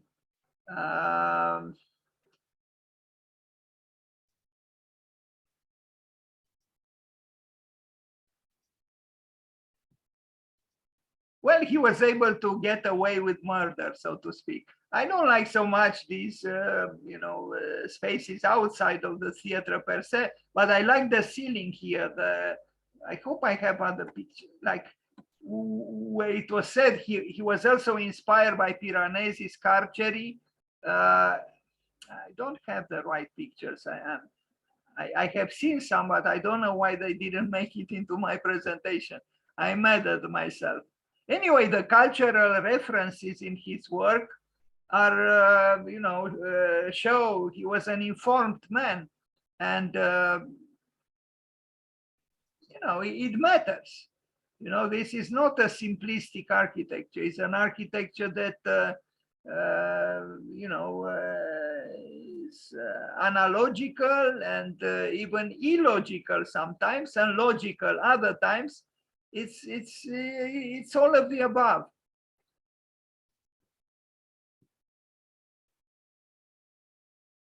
Yeah, there's something about him. He looks haunted. Pardon?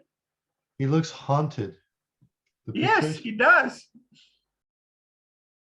He does, very much so. I'm sure Edgar Allan Poe would have liked him, and vice versa. It's something, yeah, he had a darkness about him.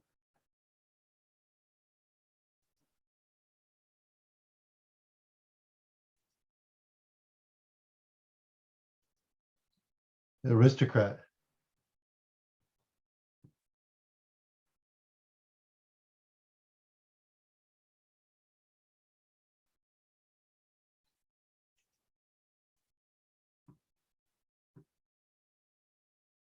Well, Turin had other great architects like Guarino Guarini.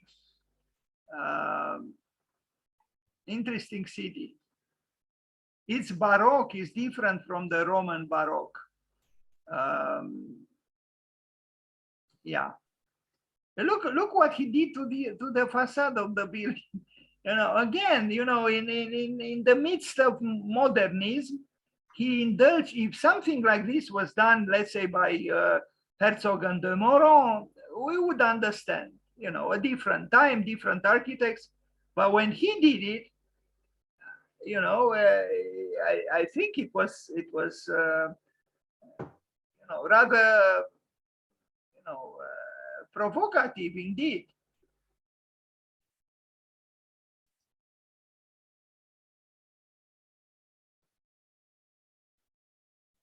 Carlo Mollino.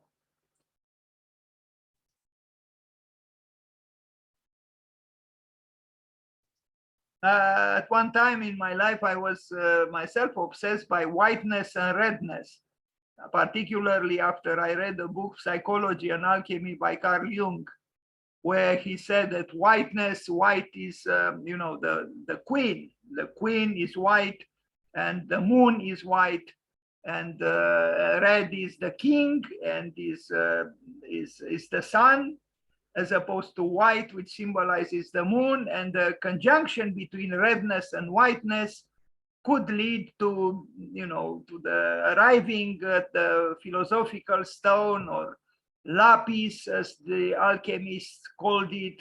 It was about the conjunction of opposites.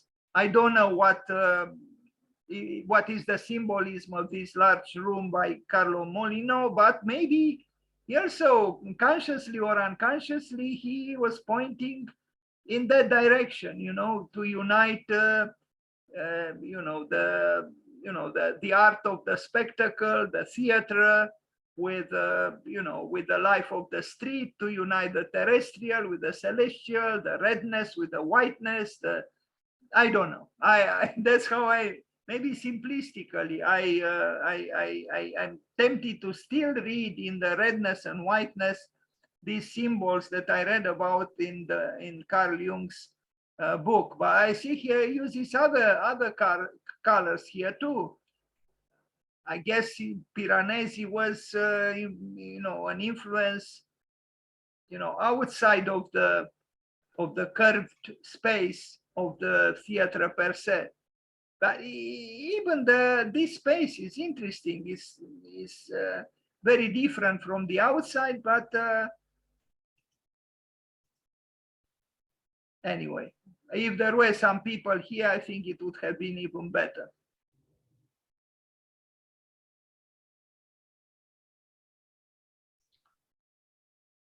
Casa K2.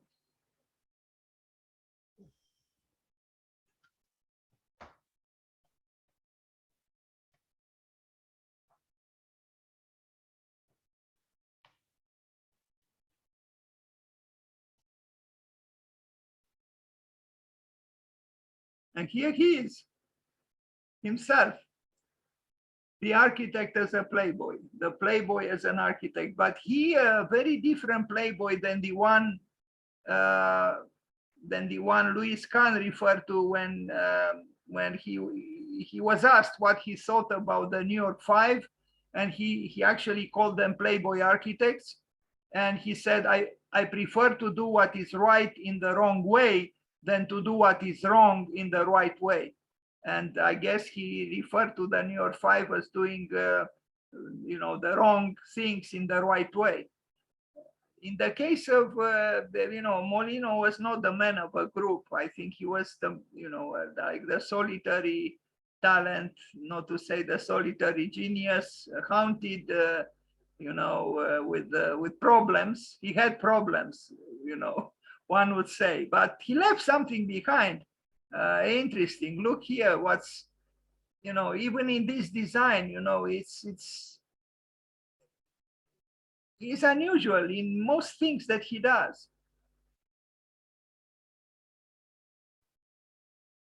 Should we replace the word unusual with the word superfluous? I don't know.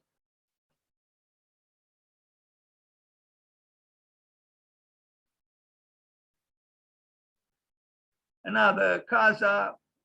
This one, here there is a pedestal, and it contradicts my theory that here the pedestal is very much so. He employed the stone from either the demolition of an existing building here, and then he created a new house, but used the stone from a previous building. I almost feel like, spontaneously, I thought of a futuristic traditionalism. I know it's an oxymoron, but when I look at this, I see what we might call tradition, but I also see, something pointing in the direction of what we might call, future or futurism. So how would a traditionalist futurist look like? Or a futurist traditionalist? Look at the unconventional things here. He employed materials from the demolished house, but also he created new things. And, the acrobatics of his desk designs and chair designs are employed here too, and I like very much what I see. You know, it's Can you see that? Can you see the stair on this project? The stair the and the stair. handrail? Let's see. The outdoor stair. Yes, Yeah, look at that. It's incredible. yes, particularly for this kind of house. I It mean, has these, you know, look at the handrail, and it's just, it's this massive central reinforced concrete stringer that comes in and doesn't really connect to the house, right? right. See if you can get another view of it. Well, It's an incredible piece of furniture, that stair. yeah, unfortunately, I only have this one here. Please come more often to us here. We need you to teach us about architecture. No, I come to learn, Dan. No, no, no, no. I learn from you. Every observation you make is pertinent and to the point, and it brings a new element in the conversation. I really enjoy it, and I really need it.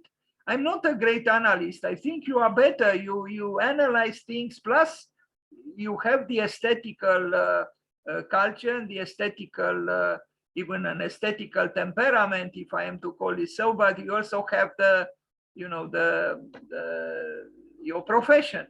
So there is a double understanding here, more complex, I would say, than mine. So I really, you know, humbly, you know, invite you to participate as often as you can, because we can learn from you. Fortunately, this time, this is recorded right now, so our conversation and our meandering through, you know, this visual material this time was recorded. So I'm glad. Go back to that image. One, yeah, this is all of the force coming down through that post, that piece, that it looks like a pawn, right? Right. But is it two pieces of stone? Is it like a bowl with a sphere that sits in it? Or is it one piece that's carved? I think it's one piece.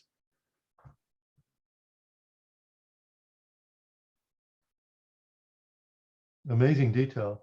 It is very surprising. And as I said, he used all the wood from a previous house. So, you know, in his own way, he was also a sustainable architect, but Yeah, a it's interesting whimsical one because of to be an architect that's the son of an engineer, I think he's working with engineers, but he has apparently a very playful ability to manipulate structure. And in its essence, the structure becomes architecture. right. Does that make sense what I'm saying? Yes, it does. That it's kind of a unique set of circumstances that creates this playfulness of form and structure that really kind of resonates in the expression of, like, this house is really good example that, you know, when you look at the stair, what I would call the podium, the stone structure below, and the wood structure above, that these three things, and the house just appears to float above the podium on these little pegs. And there's actually glazing right between the podium and the Yes. house. That, you know, maybe unfortunately has all those mullions, or maybe that all of those vertical lines in the glazing are a playfulness of connecting the two forms together while it still floats. And it's kind of reminiscent of the vertical siding above. And then the vertical siding turns to horizontal siding on the third floor. You see that? Yes. It's so playful, right? Right. I told you, you are a great analyst. Architects can learn a lot from you. By the way, Bruce, do you know of Yanis Xenakis? Do Of you know his? course.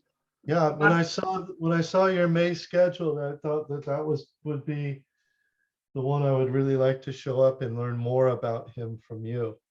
But do you know the Philips? I think you know because I talked Yeah, about. we studied that one a lot, and I don't know, there seems to be some controversy between him and Corbu on that one about authorship.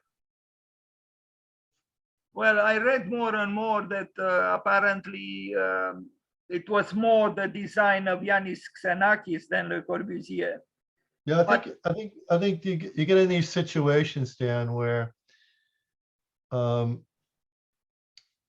like the assistant or the lieutenant or somebody's doing all the work and someone else is taking all the credit. right.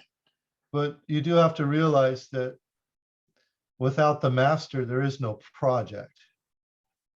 And not only that, Bruce, you are perfectly right. But Yanis Xenakis also built a few buildings by himself, and they are not as creative as those he did when he worked for Le Corbusier.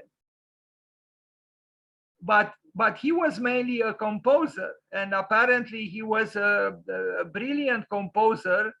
And this year is his centennial. And Greece, because he was Greek, I mean, he was born in Romania, but left Romania at 10.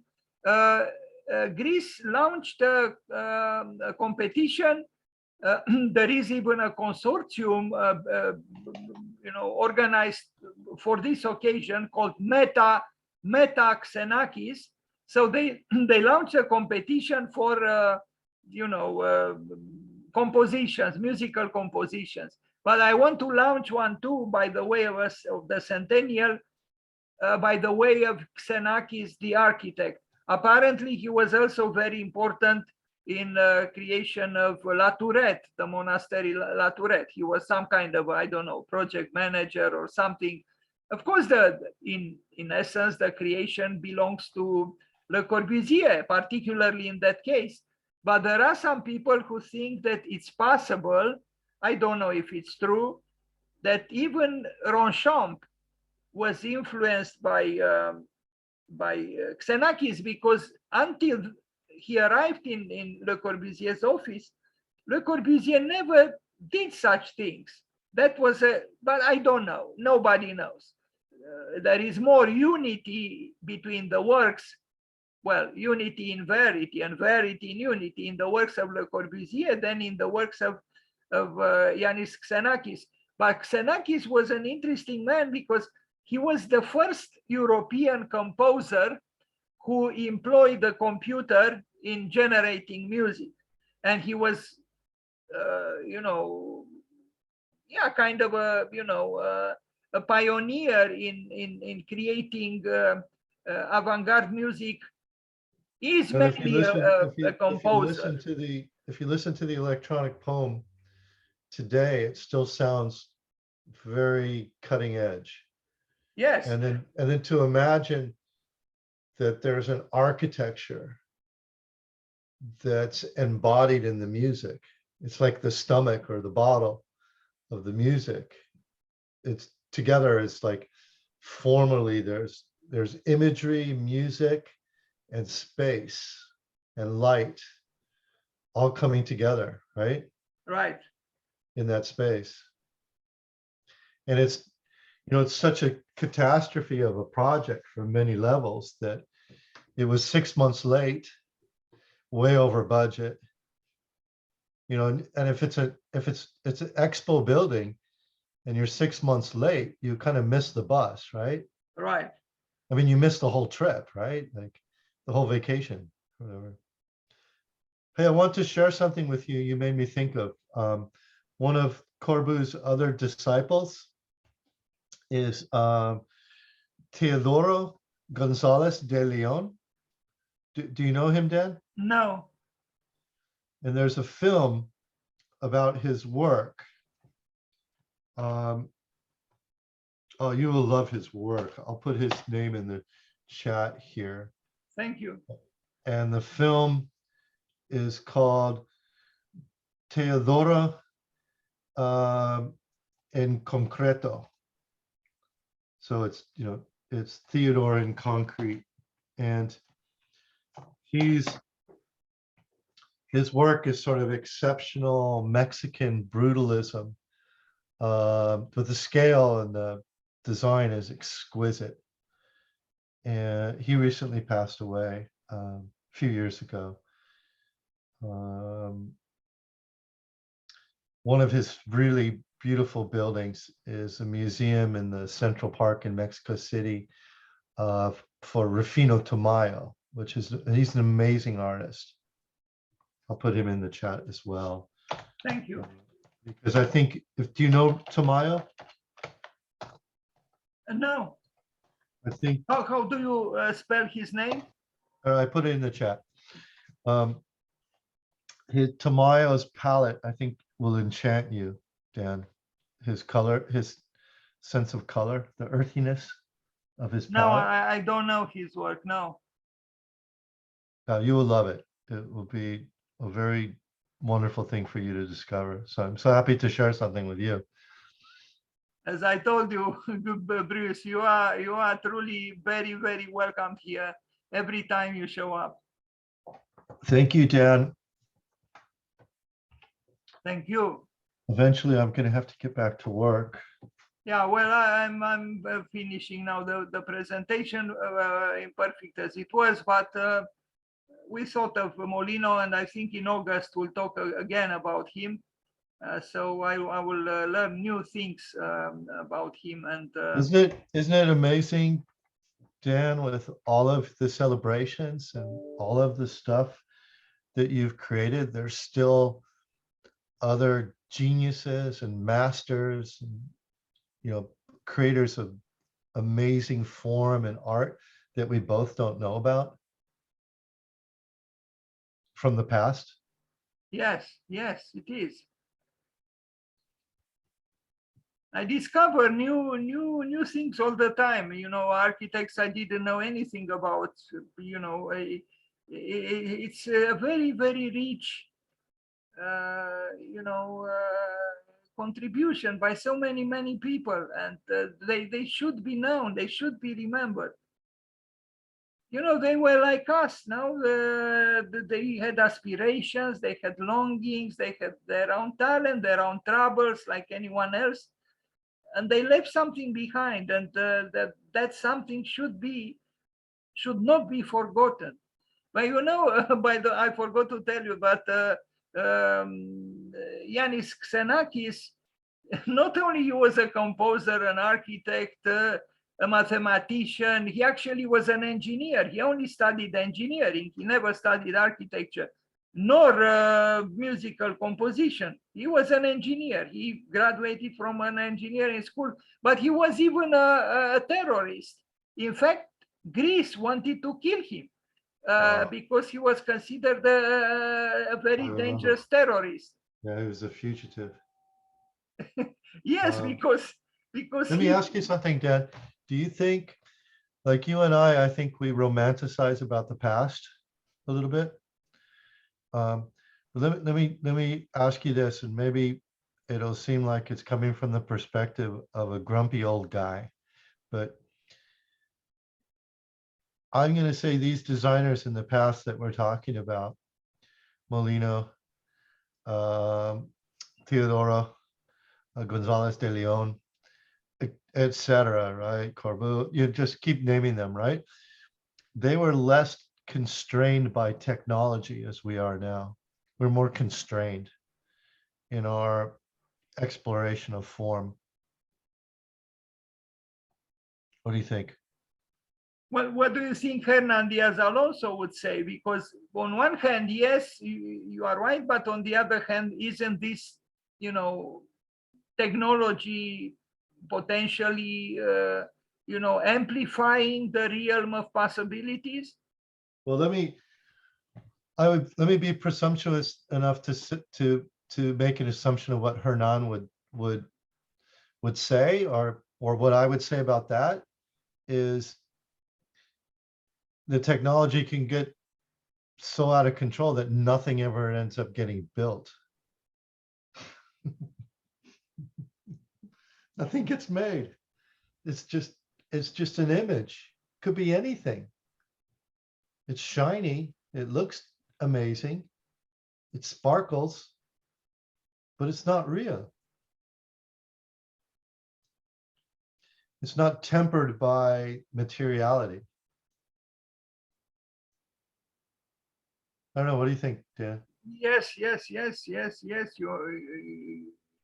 are right. How can we? I mean, look at this. Look what we were just looking at that detail where the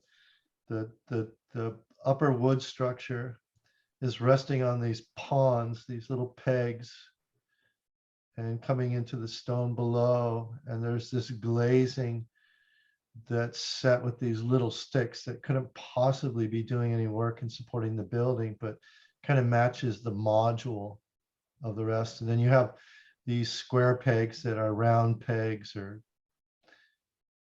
there's all this going on here, and it's so nested in the materials, right? And I'm not saying, I'm not saying that this is anything even close to what Zaha Hadid or Fernan, or, we could start to name a lot of architects that are doing interesting things with form. We were talking about the Lucas Museum earlier. Yeah, I don't know. Does that make me sound like a grumpy old guy if I say that people in the past were less constrained by technology to explore form and materials, and that we're more constrained now with robotics and digital processes and morphogenetic design, evolutionary design techniques, automation, scripting, and all this? Is it making us more constrained? What do you think that all these new technologies they actually make us less free? I completely believe that, but I'm wondering, if I'll believe that tomorrow, or if I'm just being a grumpy old guy and kind of glorifying the past at the sake of the present and the future. But Bruce, when I presented Zaha Hadid, she said that I am looking for a raw, earthy, vital architecture.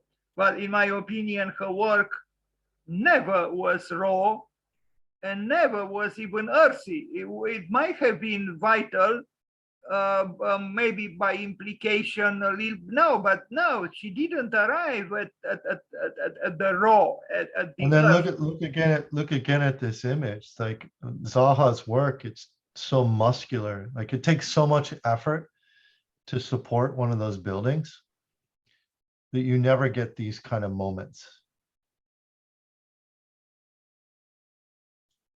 It doesn't make sense, right? When you look at it, and it's you could say the structure's tortured. You talk about Zaha's work? Yeah, I probably should be careful, like not to be too critical, but No. We welcome vigorous positioning.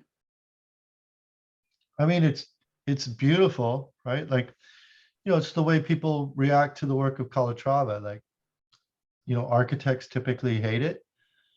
Everybody else loves it because it's extraordinary. But why do you think architects hate it? Because they are envious? No, I think because there's just too much going on. There's no subtlety.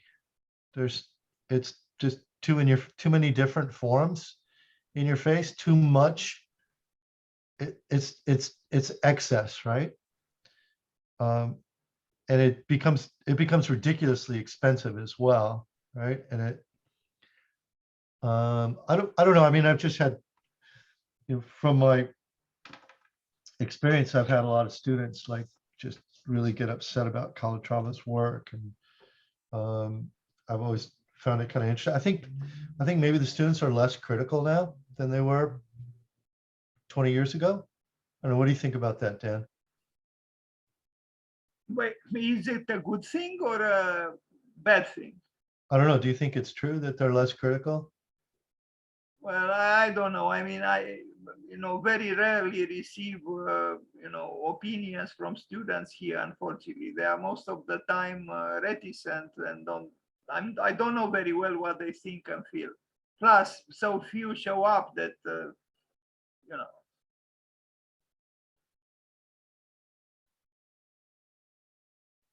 l'arte di costruire in montagna.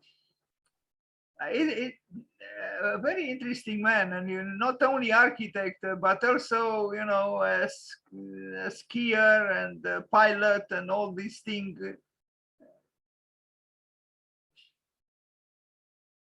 And you wouldn't associate that facial expression with with what we call a playboy or a man, but even the way he was dressed doesn't match his facial expression. He was a man of contradictions.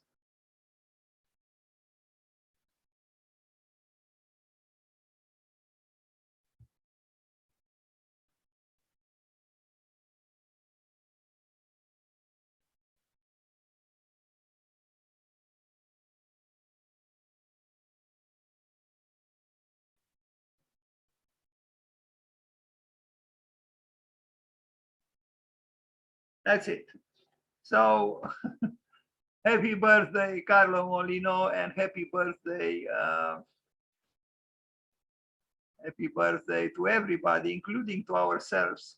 What's going on here?